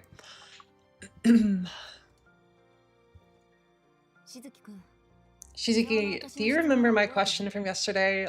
The one where I asked whether you preferred running or swimming? I'm confident that I remember your answer, but please repeat it to me. You said you preferred swimming, right? Yeah, since I was little, I've always wanted to learn, and I'm already really good at running, so that is actually so cute. That he's like, well, wait, I want to learn how to swim, so I'm gonna do the swimming club. That's actually adorable. I really like that. Her energy spent, Aoko finally understood. Apparently they would have taken me in and trained me from square one if I were in my first year. Sadly, it sounds like they can't recruit a second year like me who sinks like a rock, especially with only 3 months left in the school year. But the captain was really nice about it, and even offered to teach me how to swim. Sojiro's words were spoken from a place of joy, a fact that had failed to reach Aoko. So, in other words, I tried to palm off defective goods. I'll never be able to show my face to the swimming club captain again. Wait, but isn't the captain a... Shizuki, the swimming club captain is... She stopped herself short of a girl. She was afraid of how that might look, that she might not be able to rein herself in if she started. You know what? It doesn't matter. I understand now, so you can just go far, far from here, okay? I just can't deal with you right now. Tobimaru said the same thing. Come to think of it, he said that you were unusually tired yesterday and today. Did something happen? Kind of, but it's fine. It seems to have resolved itself. Anyway, how do I look to you, Shizuki? Do I really look that exhausted? Why had she asked him this? Blurting out things for no reason and on impulse. That was not usual for Aoko. Perhaps it was because she realized that this would be their last chance to have a normal conversation. After a few moments of contemplation, Sojiro conjured up a grin that cut straight through the tension. Well, I would say you look more lively than you do tired. Like a wolf that's been forced to plow fields for a long time but is excited to finally go on a hunt again. Oh, bye. That is scarily accurate. Oh no. He seemed so cheerful. Like he was so happy for her. ... Without thinking, Aoko's hands went to her cheeks. If what he said were true, then she was grinning from ear to ear. Oh god. There's just no way she would have made such a mistake. Anyway, thanks again. See you tomorrow. Perhaps still not comfortable enough to wave to her, he said his goodbye with sincerity in his voice and smile, and took his leave. Wait, I have a question for you, then you can go. Aoko called out after him. Her voice was cold as she admonished herself for having been somewhat affable earlier. Yeah. This is just a hypothetical question. Let's say you're on the brink of starvation and right in front of you are two animals, also starving. Someone gives you a gun and tells you to shoot one of them. The one on the right is a lion, the one on the left is a kitten. What do you do? It was a fable-like moral dilemma, especially the way in which it was cruel and rather preachy. The kind that if you thought too hard about, you would never find an answer. Sojiro answered quickly and calmly. I don't think I'd shoot at all. You asked me what I'd do, right? And come on, all three of us are starving. He was not in the least fazed by the dilemma. He gave the most innocent response, so innocent in fact that it would give anyone pause. You're going to live a long life, Shizuki. Whoa, you think so? I think that's the first time anyone has ever said that to me. Adorning his face was a smile wholly out of sync with his comment. What the heck is that supposed to mean? She regretted stopping him. If only she had just watched him go, this conversation would have never happened. Sojiro Shizuki made his way down the slope street. Today, just like every day, he probably had to work late again. Only Aoko and Alice remained, with Alice doing what she could to simply blend in. That harmless hick really throws me for a loop. Aoko clenched her right fist tightly as she cursed out loud. Anything to prevent herself from screaming at the top of her lungs. Whether that scream would be directed towards Sojiro or toward herself was another matter entirely. Aoko. Aoko heard Alice's soft voice behind her. Aoko knew what she was going to say, as she had known for the entire time. Ever since Alice, having shown no reaction to any of the other students, changed her expression upon seeing Sojiro. You don't need to say it. It's him, right? The witness. Her voice was cold as ice. It was the voice of someone talking about a complete stranger. The lion and the kitten. There were pros and cons to choosing either of these animals, the point being that she had asked him to choose one of them. In terms of risk, the lion was the more dangerous choice. The instant the gun was pointed at it, there was the chance that it would fight back. I don't know if lions know what guns do. Those who chose the lion required more courage, but any sense of guilt that came with holding the gun would be forgotten. Lions are fierce creatures, a poor excuse to shoot an animal, perhaps, but one that certainly helped alleviate the guilt. But what about the kitten, the weaker creature? It goes without saying that the kitten would be the easier target of the two, but choosing it would be a disquieting decision for anyone. Even if the kitten had no chance to survive, it was still too senseless to carry out. And to Aoko, Sojiro was that choice. I knew it was him too. When she had felt that sinking feeling in the student council room, she ignored it. There's no getting around what must be done, she told herself. Until that is, Sojiro went and said what he did, causing her resolve to waver. But the discomfort in her chest did not stem from any guilt she may have felt. She could care less for Sojiro. He was weak and would be incredibly easy to deal with. Yet for some reason, she could not dispel her reservations. A transfer student who moved to the city from the middle of nowhere with no family to speak of. Few would notice if he were to suddenly disappear compared to a person of some renown. If she were to kill him, it would be as simple as wringing a cat's neck. And it all served to just piss her off. It was too lucky, like everything was neatly handed to her. She wanted to just drop kick it right into orbit. I can't believe it. I hate it. This isn't how it's supposed to be. Why am I like this? Standing behind her, Alice heard all of the muttering. Nevertheless, she seemed to ignore it and said, he had something wrapped around his neck. A wholly unrelated topic. Aoko returned to her senses. His neck? Yeah, I'm wondering if it had something to do with being rejected by the swimming club.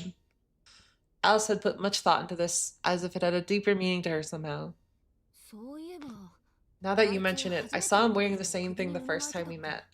I must have missed it because he always has his collar done up. The conversation turned to idle nonsense. And though it solved none of her current problems, it did help calm Aoko's frazzled nerves. Thanks, Alice. I'm good. I'm ready to go. Let's strike while the iron's hot and end this before he spreads any rumors. All good, Apollo. Pumped once more, Aoko turned her back to the school gate. For now, they would retire to the mansion and prepare for battle.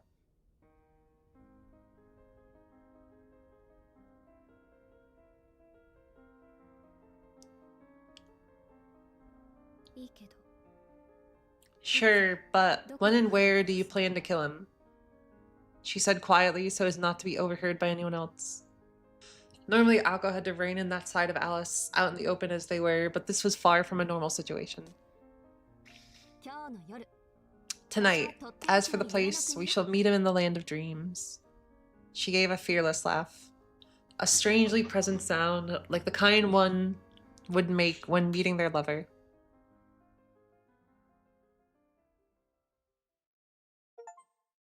She's doing the bending pose. Night of the Witches.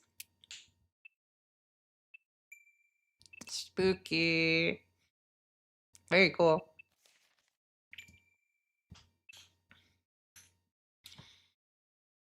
Okay, I just want to make sure we don't have any like half chapters or anything. Doesn't look. Oh wait, no, is that? That's not the half chapter, is it?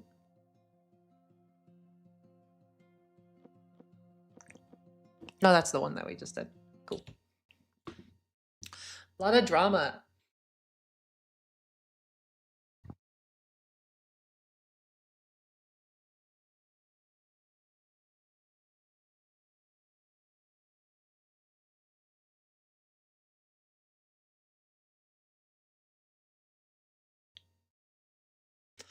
I guess this is what they were building up to with the whole amusement park and everything. Thinking about like Alice's Noble Phantasm and FGO and everything.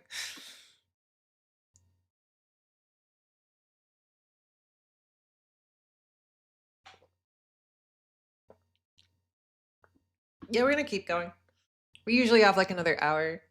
Hopefully that doesn't end us in the middle of something super important, but I guess we will see what happens. Woohoo.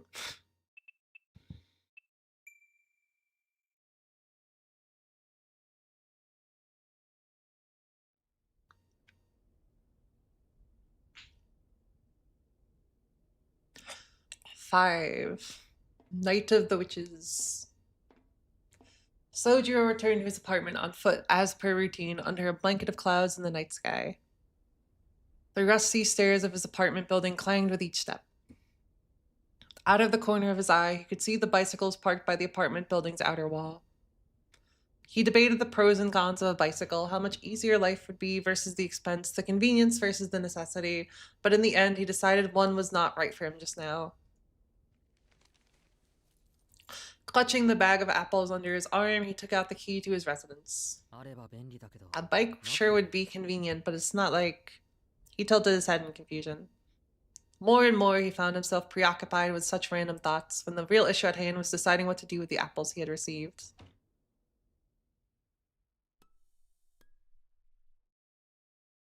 He placed the paper bag by the sink and switched on the lights. You say woohoo. I'm saying woohoo for continuing the story. I'm not saying woohoo for the events of the story. It was just after 10 in the evening. Well, the end of term exam just around the corner, he had come home an hour earlier than usual. As he made back for the kitchen to pick one of the apples to snack on, he found an envelope stuffed in his mail slot. The envelope had no name, return address, or stamp.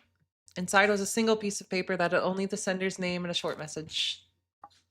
It read, "There's something we need to talk about tonight. It's important, so I'll be waiting. Needless to say, keep this a secret." A concise set of orders, neatly written. It was signed Aoko Aozaki. Is she planting her own evidence before murdering someone? That's a choice. She had been considerate enough to enclose a detailed map of the meeting place. Puzzled, he cocked his head to the side and headed out the door.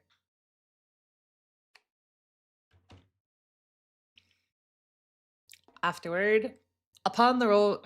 Oh, okay, alright, fine. I assumed it was gonna happen. It was just funny to think of, though. Upon the room's sole tenant leaving the premises, the envelope burst into flames and evaporated without a trace, as though it had never existed in the first place.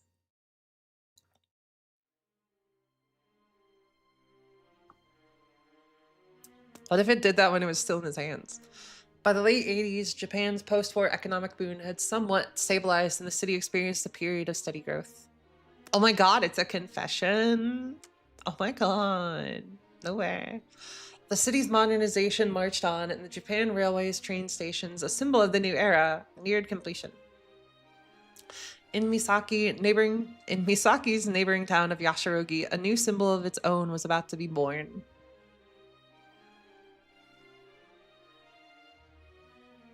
Yashirogi bread and kitsy land. Alright. It was Misaki's worst investment. I'm not surprised. Years later, we dubbed the fool's gold of the economic bubble, a relic of a bygone age. The city lacks aspiration and sophistication. 10 years ago, Yashirogi's renowned Tokitsu Baking Company ran factories all across the nation. Its proprietor was a middle-aged gentleman, then age 56, by the name of Yurihiko Tokitsu, known affectionately by most as Toban. He took it upon himself to begin development on an estate on the outskirts of Yashirogi and broke ground on a recreational wonderland that he hoped to be the pride of Misaki City. The long-awaited opening came in 1981. After 3 years of investment, this local amusement park, full of all kinds of hopes and dreams, began its short-lived tenure. It covered more than 85 square acres. Its magnificent merry-go-round dazzled all who passed through the park's gates.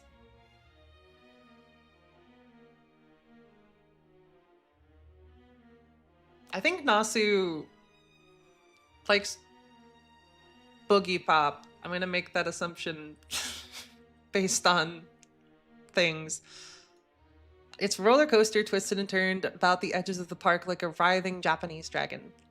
Its Ferris wheel, packed beyond necessity with so many Ferris wheels lately, packed beyond necessity with gimmicks, was said to have tested the limits of modern engineering. It's perfect, infused with everything an amusement park could ever need. Old Yurihiko looked upon his creation and smiled. Only boosting his confidence was the fact that its grand opening was staged during a period of prosperity, the springtime of the world. But in spite of this splendidly miscalculated the balance between aspirations and sophistication. Its mascot, Kitsy, was poorly designed and appeared like a cheap knockoff. The park was stuffed to the brim with bread stands Even its impossible to navigate mirror maze seemed out of date from the start. There are no dreams to be had at Kitsyland, only nightmare satire. Numerous trade magazines lambasted Kitsyland's shortcomings, and customer attendance declined. There was even an incident where a 6-year-old strayed from his mother, had an accident, and nearly died. I did the thing again. 1986, 5 years after the park opened. The situation had grown from bad to worse, and the park was hemorrhaging money.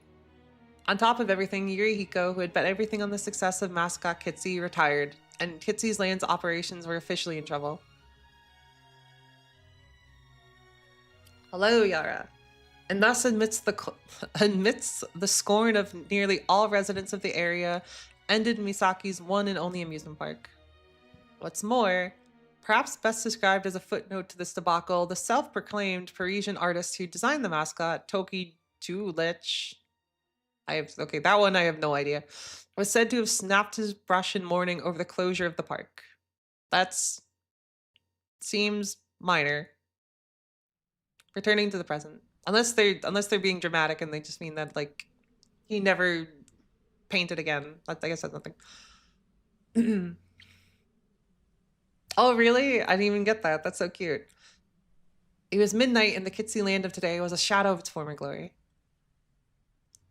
Like a doll abandoned in the corner of a toy box, the lonely park was illuminated only by the light of the town that continued to live around it. So that's what happened. Sojiro closed the Yashirogi guidebook that he had picked up on the way here. That the story of its history was almost difficult to believe, but he supposed this was what people referred to as entropy. The park's front gate was unlocked. When he worked here the previous time, the iron fence was locked shut with a rusty chain, but the chain was nowhere to be seen and the gate left ajar. Following the map drawn in the letter, Sojiro quickly made his way inside. It sounded urgent, but to meet this late at night, what in the world could she want? Sojiro complained, quite out of character for him. It was probably because, in spite of his naivete, even he knew that something was amiss. Though the park was abandoned, this was still trespassing. Unlawful entry, larceny, burglary. They were certainly not things, or perhaps crimes, that Sojiro was proud to do, but... Sorry, I can't pay you any money. I'm really sorry for coming in for free. It is a closed amusement park. You don't have to pay. Money apparently was why his conscience was gnawing at him. He clapped his hands in apology towards the statue of Kitsy, on whose eyes the paint had begun to aptly dissolve. Sojiro passed the mascot bleeding red paint from its eye sockets. Oh my god, hyper-realistic blood. Abandoned by Disney. Abandoned by God. That's a reference. If you get it, then you are cool. And began to walk the night park.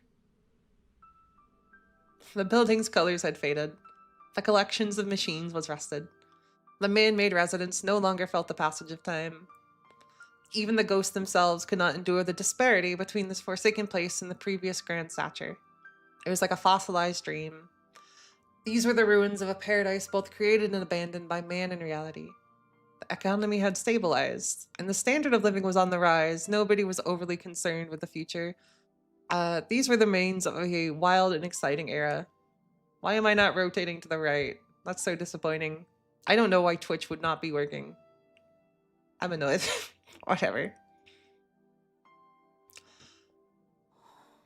Oh wait, no, I did.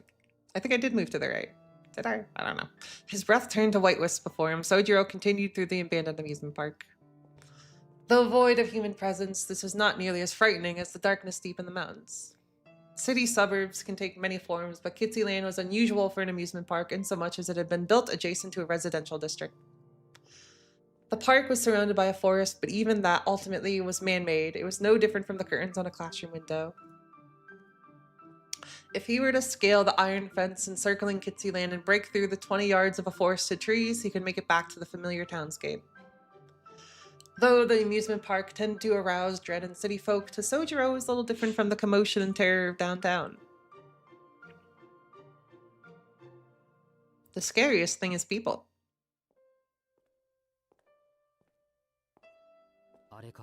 I guess that's it. The central plaza was as silent as a grave. According to the map, the meeting spot was west of here. Waiting for Sojiro at his destination was a rugged, imposing, magnificent castle towering before the backdrop of the cloudy night sky. This is my first time reading Mahoya. Even for an abandoned park, it was a remarkable structure. If the roller coasters and the Ferris wheel were loud, intense attractions, that was comparatively quiet and easygoing. It was one of Kitsyland's 3 iconic structures, and in a way, the wicked fortress that guided this paradise down the path of closure. Generally speaking, amusement park mazes generally fall into one of 2 categories. Labyrinths, which disorient visitors with their sheer size, and mirror houses, which disorient visitors with optical illusions. Many of a labyrinth's guests enjoyed the brief sense of adventure that it had afforded. I have not read the Tsukihime remake. Over the years, however, it would be usurped by the ever-increasing thrills of new attractions. Such was the way of all trends, the curse of fads. The new must give way to the newer. On the other hand, the House of Mirrors was a time-honored, beloved staple. Even within the confines of his classroom's dimensions, well-placed mirrors and well-directed light could both perplex and delight its visitors. And figuring in the cost of maintenance, a well-designed House of Mirrors could far outlive its labyrinth brethren. I'm enjoying it so far. I think it's cool. Even if both types fade into obscurity, they would remain a staple of what constitutes an amusement park. However, that didn't mean that comboing them would produce double the fun. Together, they transformed from entertainment into an uncanny realm from which those who dared to step within could never leave. In a similar sense, Kitsy's Mystery Tour Castle was the park's very own otherworld. Indeed, 5% of visitors ended up requesting staff assistance to get out. Modeled after European castles, it was greater than a football field. God damn it. We're not escaping the allegations. It was greater than a football field in length, and the interior was further split into 3 floors. 2 floors above ground and 1 below, lined with mirrors from top to bottom, equal parts complex and vast. The maze demanded at least 30 minutes even from veterans. One visit was all it took to be struck by catoptrophobia.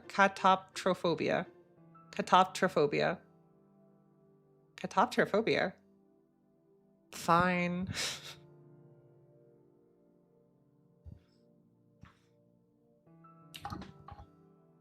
Catoptrophobia. An intense, irrational fear of mirrors. Well, I guess that makes sense. It was this labyrinth that now stood in Sojiro's way. They're gonna announce a new trailer? Hell yeah. It looks like it's not entirely pitch black. I guess someone turned the lights on. It seemed that Sojiro, unaware of what a House of Mirrors even was, concerned himself only with its lighting. That must be crazy. Imagine not knowing what a House of Mirror is, and then you just walk into one. That would honestly be probably one of the trippiest things that could happen to you. I would be very confused. It is the fear of mirrors, or your own reflection, is what I learned recently. As in 5 seconds ago. He checked the letter from Alco once more. The letter read, "I will be waiting in the first floor lobby of the House of Mirrors." The meeting place was definitely in here. There was something to see by, at least, as he could just make out light faintly through the open doors. Putting aside his suspicions, he headed towards the entrance. The sound of his steps against the brick-laid path echoed faintly. He was far from the hustle and bustle of the city. The park's clocks no longer made tick nor tock, and the winter's bite no longer blew in the night. From within the silence, goddamn, I'm so ready for winter, dude. I'm so tired of it being hot. I really need some cool air in my life. We're almost there. It's almost fall. From within the silence, the stillness that would cause any onlooker to hold their breath. Hello? Sojiro stopped abruptly at the entrance to the House of Mirrors. By the way, why are you over there, Aozaki? He called out, turning back towards the plaza. Oh my god. Damn, she just got caught out. A new teaser for Strange Fake actually dropped already 20 minutes ago. Am I allowed to? Sure, go ahead. I don't mind. You can link it.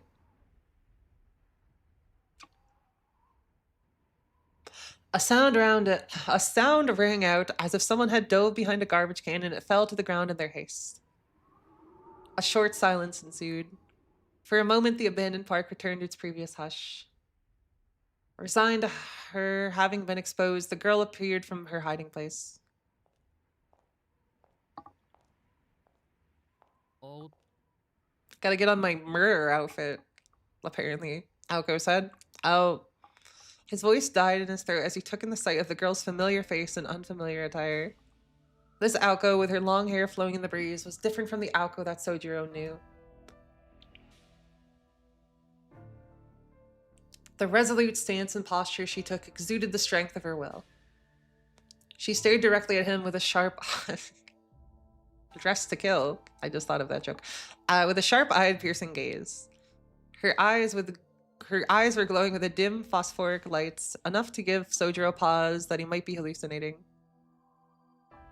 An icy coldness and a girl's strength.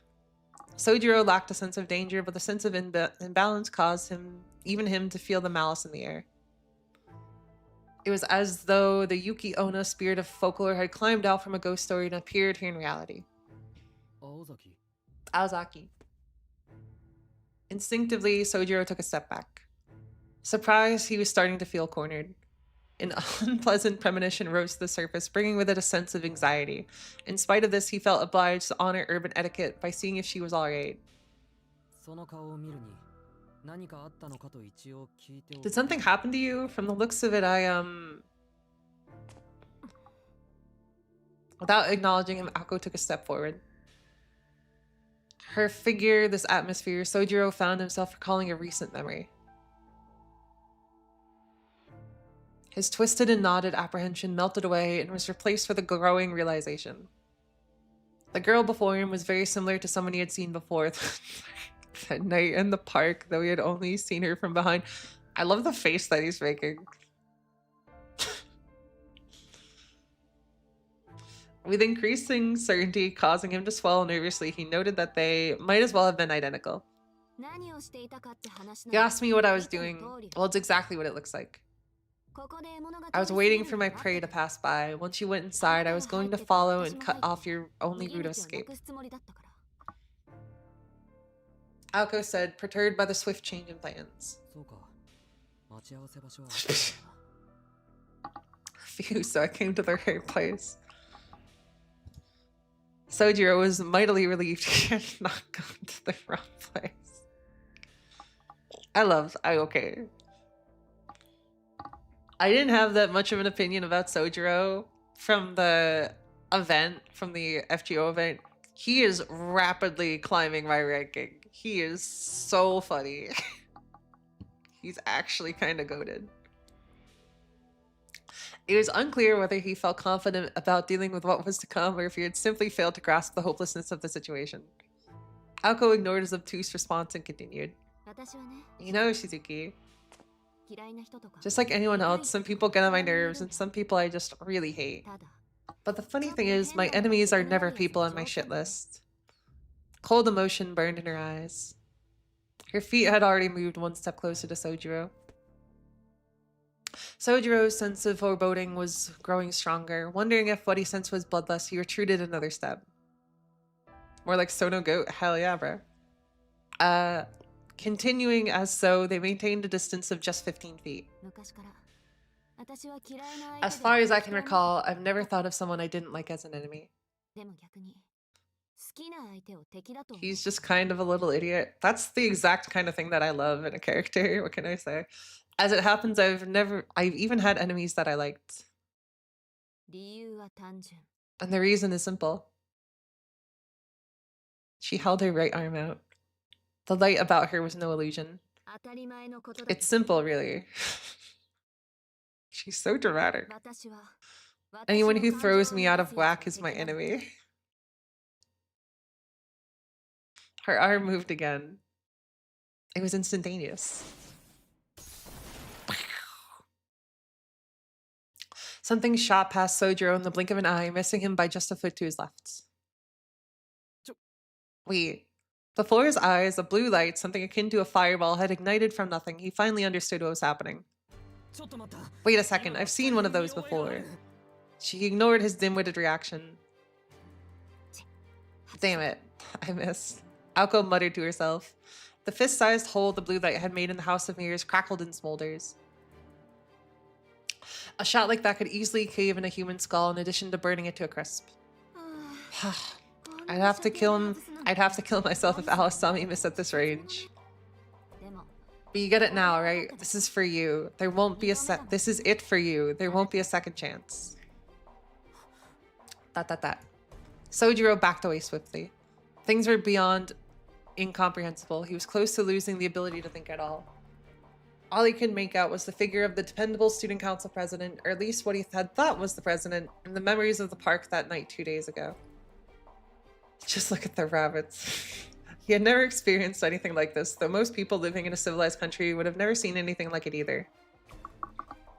A lethal weapon that could kill with nothing more than the pull of a finger had a way of suspending the ability of its target to determine between not just good and evil, but dreams and reality, past and future. And the more peaceful someone's life had been, the stronger that suspension was likely to be. All that one could think about was the fact that they were alive at that very moment. It was as if he was an unwritten character in a blank piece of white paper. There was no before, there was no after, there was only what came next. This was a very common thought process for anyone staring down the barrel of a gun. Are you speaking from personal experience, Nasu? Is there something you'd like to share with the class? Oh, don't bother begging, it's pointless. But feel free to air your grievances. It's a killer's duty to listen to her victim's last words. By saying it was pointless, she made it sound more like she would not listen to what he had to say. However, Sojiro was in such a state of shock that it did not even enter his mind to speak up. All he knew, for reasons unknown, was that the girl in front of him wanted him dead. You could have told me, Tobimaru. You said that no such thing exists. Well, how about now, idiot? There's a monster right in front of me. Sojiro felt that if he had said that aloud, the second blast would come even quicker than the last, so he kept it to himself. His mental expletives stirred his mind from paralysis to mere panic. This response came not from confidence, however.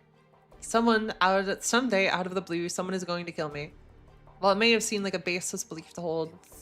Oh, but now that I think about it, murders happen all the time in cities. I would have remembered, if you break the rules, you get killed. I knew that already.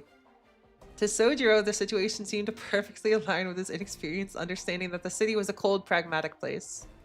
As far as he was concerned at this moment, being killed by a classmate was not something to be so surprised by.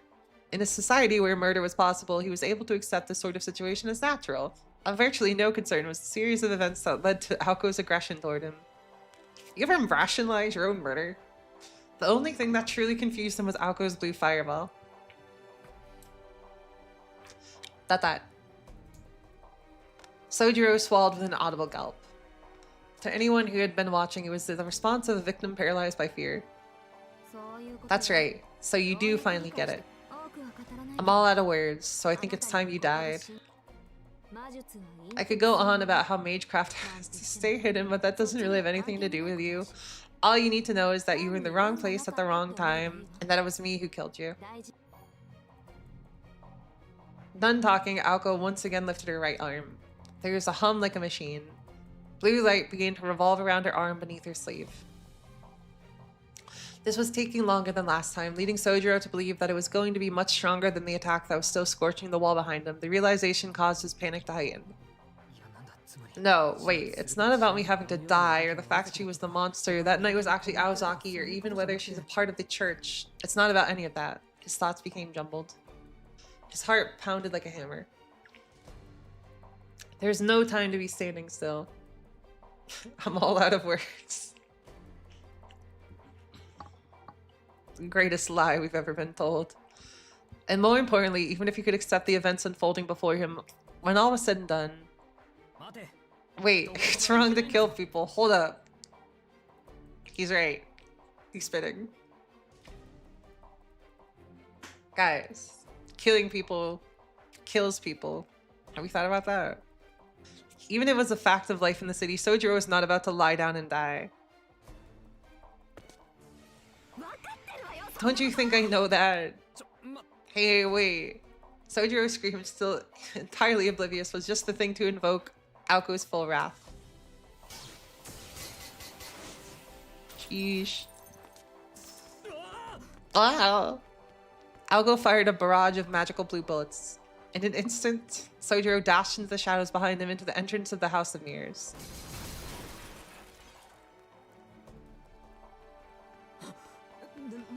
What the heck was that? He darted feverishly down the hall. After a mere few feet, he was left completely out of breath. This was due to his shock at seeing yet another attack, fiercer than the first, that he'd never seen in his life, and because he couldn't shake the thought that it had moved and even a second later he would be dead. He could not afford to stop. The sound of merciless footsteps closed in behind him. I've bought myself some time. Maybe here I'll be able to figure out something. He threw everything into his legs as he sprinted. A straight, narrow passage about 60 feet long connected the entrance to the main lobby.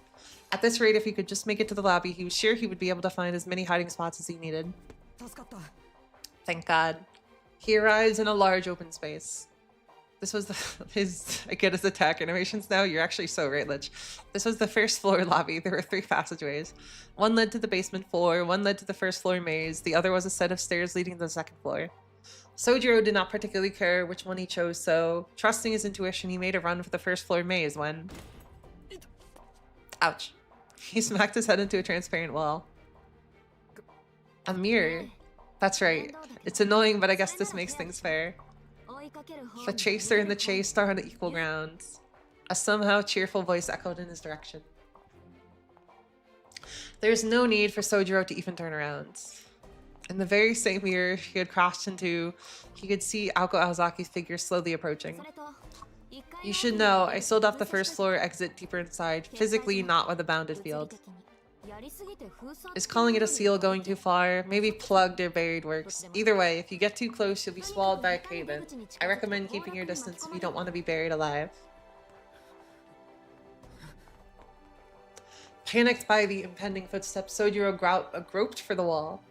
He could see the stairs to the second floor. He did not understand what Aoko had meant earlier, but he at least knew that the first floor was not going to save him.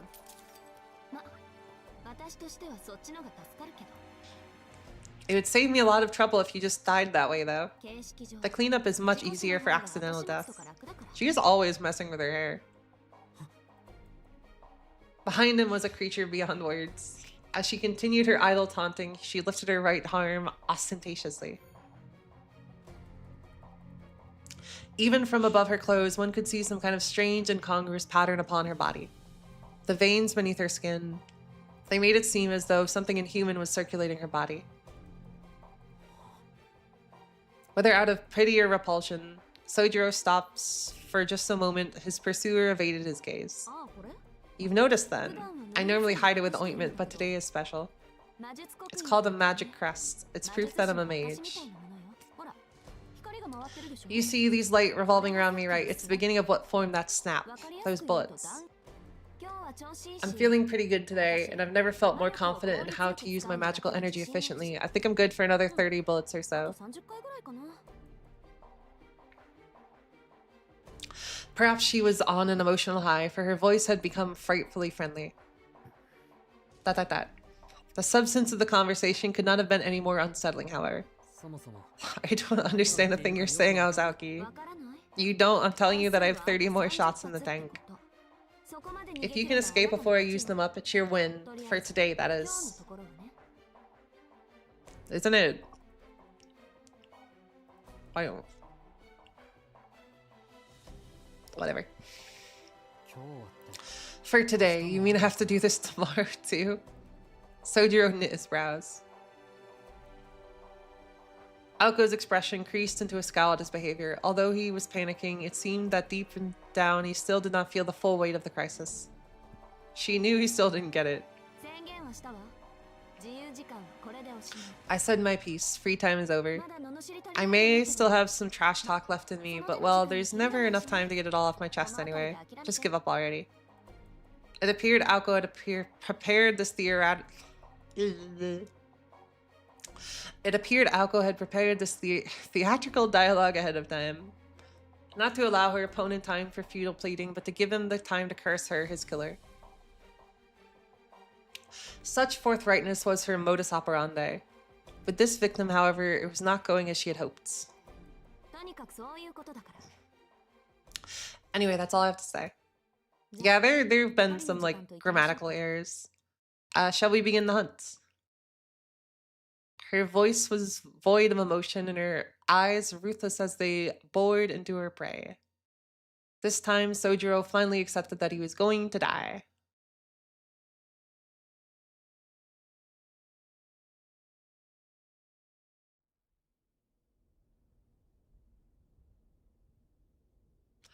Silent as the dead, it stepped into the remnants of a dream that had long since seen no visitors. There is no wind this night, nor a soul to be seen. Still it heard the echoes from within, clasped its hands together and grins. Its form with hand glass resembled that of a budding tulip. The bearing of this artificial flower reflected in the cloudy mirror of the ticket attendant's office next to the gate. Next to it stood a display board corroded by years upon years of rust. Number of visitors today, too. Number of today. The board had graffiti crudely scrawled along. The board had graffiti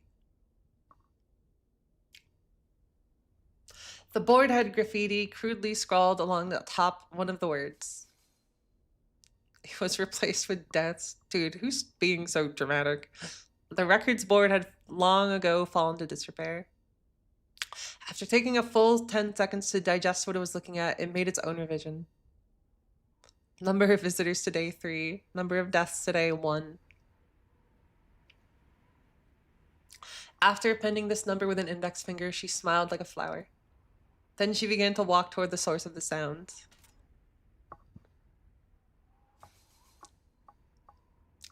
It had been 10 minutes since this rhapsody had begun to echo from the House of Mirrors. The amusement park's entrance returned to as it was before, soulless.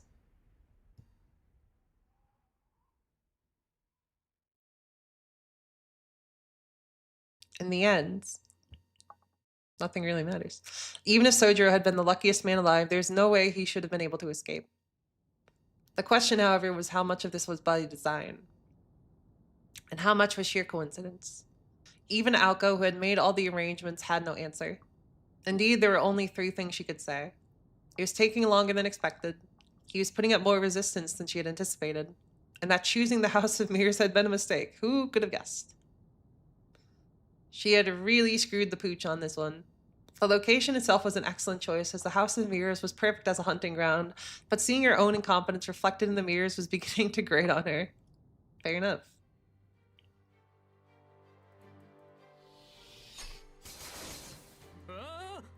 What? The moment Alco's right arm began to glow, Sojiro made a beeline for the staircase in front of him.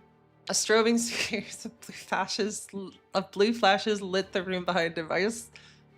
His goofy ass yell. The hunter calmly followed her prey, and the prey desperately ran for his life up the stairs. Dude, they're both so cheesy. Oh my god. Just what the doctor ordered. We can't very well let the best laid plans go to waste now, can we? In stark contrast to Sojiro's escape, Alco walked briskly up the stairs. She elected not to run after her prey in order to maintain a set distance. As she lacked confidence in her accuracy, she would be the most challenged if Sojiro bull rushed her and went down fighting. But at a distance of 30 feet or so, he posed no threat. By the time her prey drew near, she could fire 10 shots and hit with at least 4 of them. Their positioning just a moment ago hadn't been ideal. At this distance, in a space this open, there was a chance, however small, that it could turn into a fistfight if he flanked and charged her. Currently, Alco's best weapon was the bullet from her right arm. If she was going to capitalize on that advantage, it was in her best interest not to close the gap between them. If there was a good time to approach, it was only after the prey had become exhausted and lost the will to continue. Would she pierce his leg, shoot him in the back? Or perhaps would she just give up after losing himself or would he just give up after losing himself in the labyrinth? The hunt would end when her target sustained some sort of injury and became unable to run.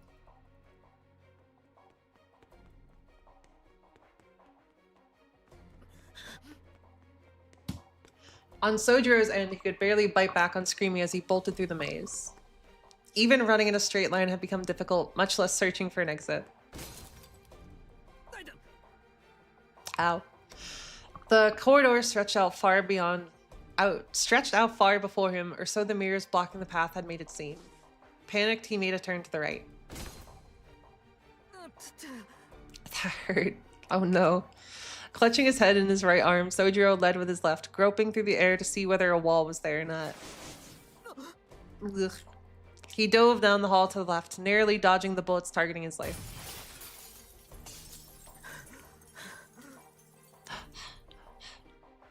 Urged on by the sound of approaching footsteps, he ran without thinking. That last one was close. A hair closer would have meant his life. He caught the odor of burnt hair from the back of his neck. He was very lucky. Or perhaps very unlucky.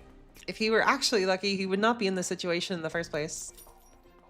The second floor of the House of Mirrors was structured like a giant spiral. It wound left, starting from the outside wall.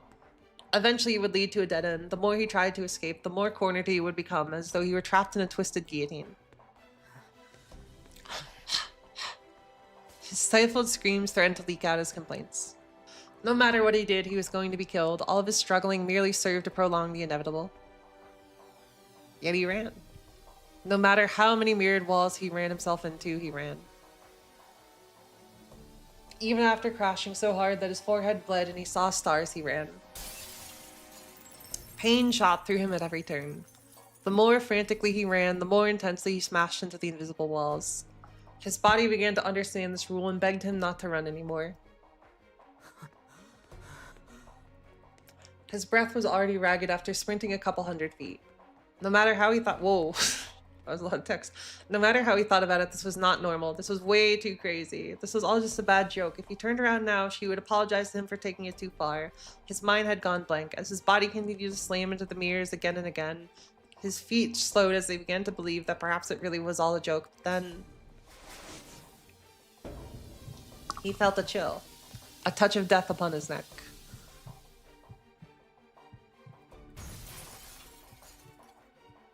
It would not be an exaggeration to say that Sojiro knew this kind of terrible chill far too well. Ever since he had arrived in the city, he had come face to face with more than one or two near-death experiences. Really? Oh my. For someone who did not understand city life, his present predicament was not unlike when he experienced the traffic on the streets or the commuter rush on the station platform. He was far from an innocent babe, unable to comprehend life or fear. Rather, everything he had ever known became irrelevant when he was flung into a completely different cultural sphere. Even society's promises of safety, something urbanites took for granted, were threats unknown. So he was used to this already. Though if he were to be honest, he was dissatisfied with some things. Things superfluous to necessity. This world was overflowing with valueless things, and they were all dangerous in some way. Even the everyday necessities sold at the convenience store were, as far as he was concerned, amazing tools. Oh, close lich. I mean, you finally got an Artoria. Civilization had raised the standard of living so high that it had numbed humanity's sense of danger. The city's constant pursuit of wealth and convenience was a poison to a country boy like Sojiro. And he did not have the capacity to accept these conveniences. That it was possible for such conveniences to easily and suddenly be misused and cause unintended accidents had always made him anxious. Why? He had to wonder why he was even here.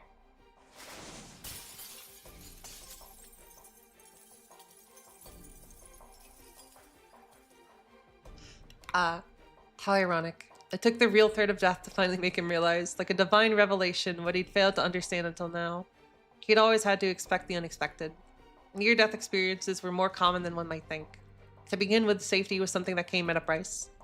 Being alive meant that the opposite was always lurking around the corner. It was just like a streetlight at night. When the sun rose, its illumination would naturally disappear. Another barrage of strange projectiles whizzed mercilessly by him.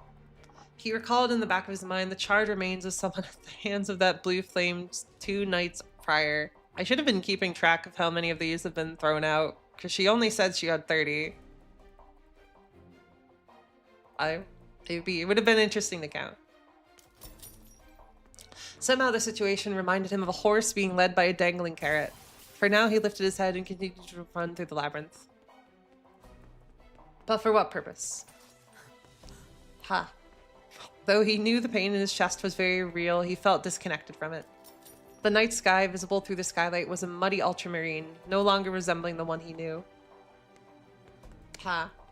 I managed to calm himself. Sojiro began to laugh in despair as though something rather precious had been broken. Everything had become meaningless anyway. Even so, his legs made their way forward at the sight of a reflection in the mirror. Like a game of cat and mouse, Sojiro fled through the labyrinth of mirrors. Then, after 4 minutes, that strangely unreal tension ended.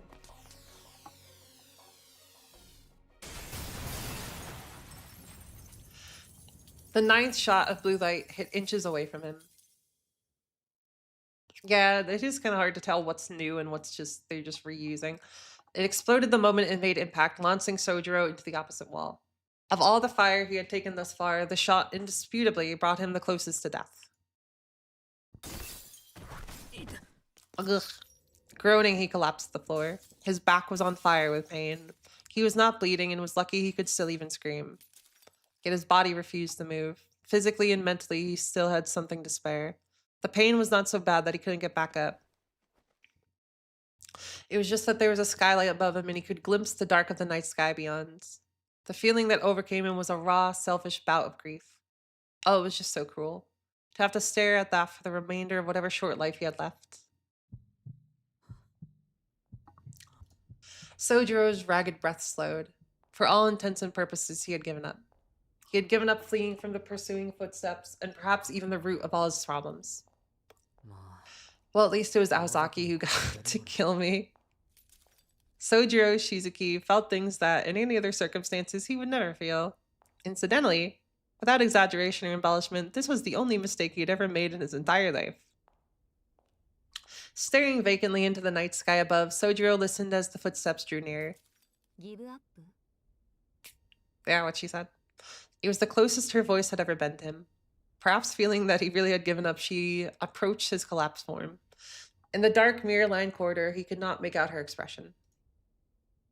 Without a word, Sojiro raised his eyes to meet his murderer. I suppose if you don't care, you don't have to ask. You really do throw me off. Most people would ask me why I'm going to kill them right about now. That's like the 3rd person that got Summer made. What the hell? Aoko spoke from within the shadows. His eyes widened in bewilderment. Now that she had mentioned it, he realized that would have been the obvious question to ask. He had more or less picked up on the fact that he was being killed for learning some secret, but it was human nature to want to know more. That makes sense, now that you mention it. A simple affirmation. His face was a mix of resignation and a forlorn longing. He thought for a moment before, but you don't have to say anything. I don't want to hear it. He responded in a mature, subdued voice.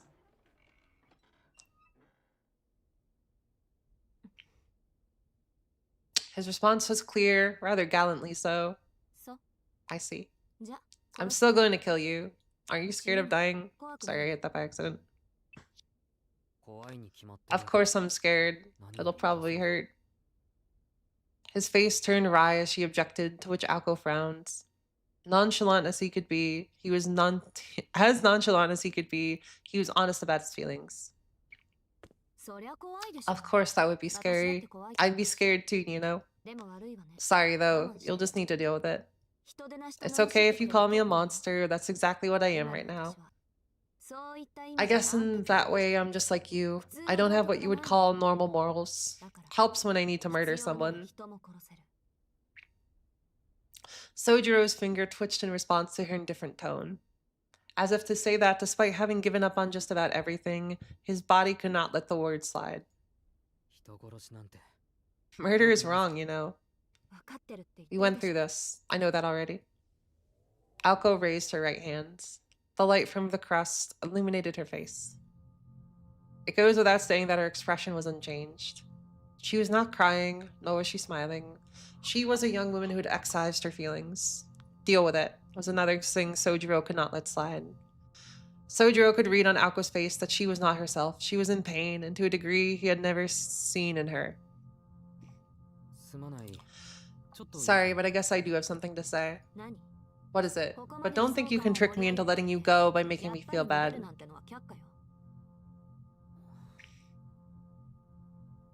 He unconsciously smiled at Alko's ruthless counter and breathed a sigh of relief. He had misread the pain he saw in her face. This was the same Alko. Sojiro laughed out loud in genuine joy, a laugh that most other people would have taken as an insult. I'm starting to regret letting you say your piece. Or should I take that attempt to make fun of me as just that? No, I'm not laughing at you. I was just thinking if that person over there was a friend of yours, Awasaka. Out of nowhere, Sojiro pointed behind Alko. What? Alko thought that it must have been that old overused distraction technique. Oh yeah, he really is using the what's that behind you. But after giving, if this had been a Japanese comedy act, this would be the part where she would give him a whack with a paper fan. But after giving it a second thought, she realized Sojiro didn't have the capacity for understanding old or even new tricks. What are you? I love how it's still just this basic ass blank expression. Perhaps his honest disposition had been to his benefit. Without thinking, Alko gave into her curiosity and turned her gaze toward the direction in which his finger was pointed. Boss, girl, mage, and idiot seems to be a recurring preference for Nasu. I definitely think that Nasu just likes to iterate on a theme. That comes up a lot. He just has his certain character archetypes that he loves to reuse. And there, something that should not have been there in the maze, something with a creaky wooden smile. It was the ominous, creepy, uncanny figure of a girl. Whoa.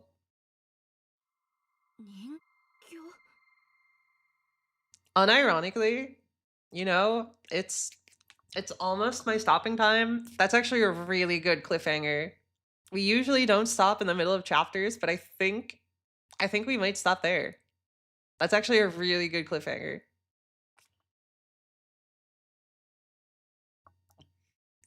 I hope that that's acceptable to all of you. That next time when we pick up, we're picking up from the mysterious appearance of this new entity, whoever it could be.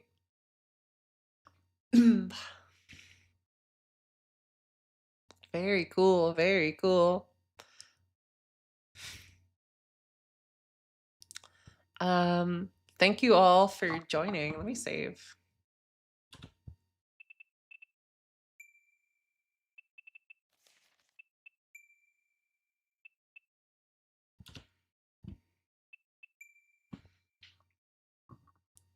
It was nice to have one in the background.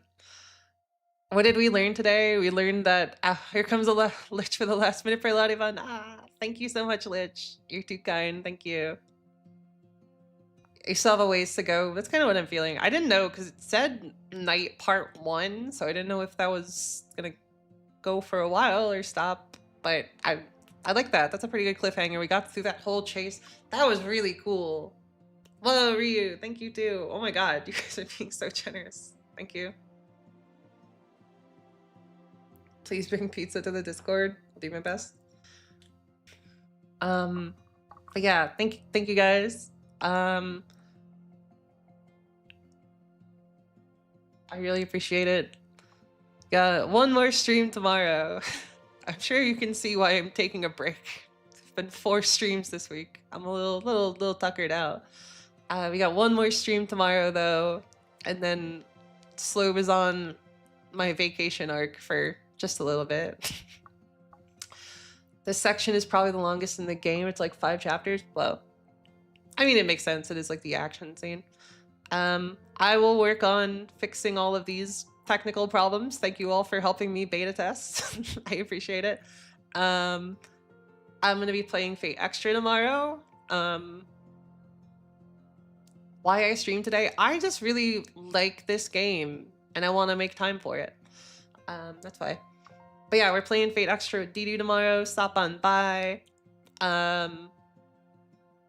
And if you don't, then I will see you in 2 weeks.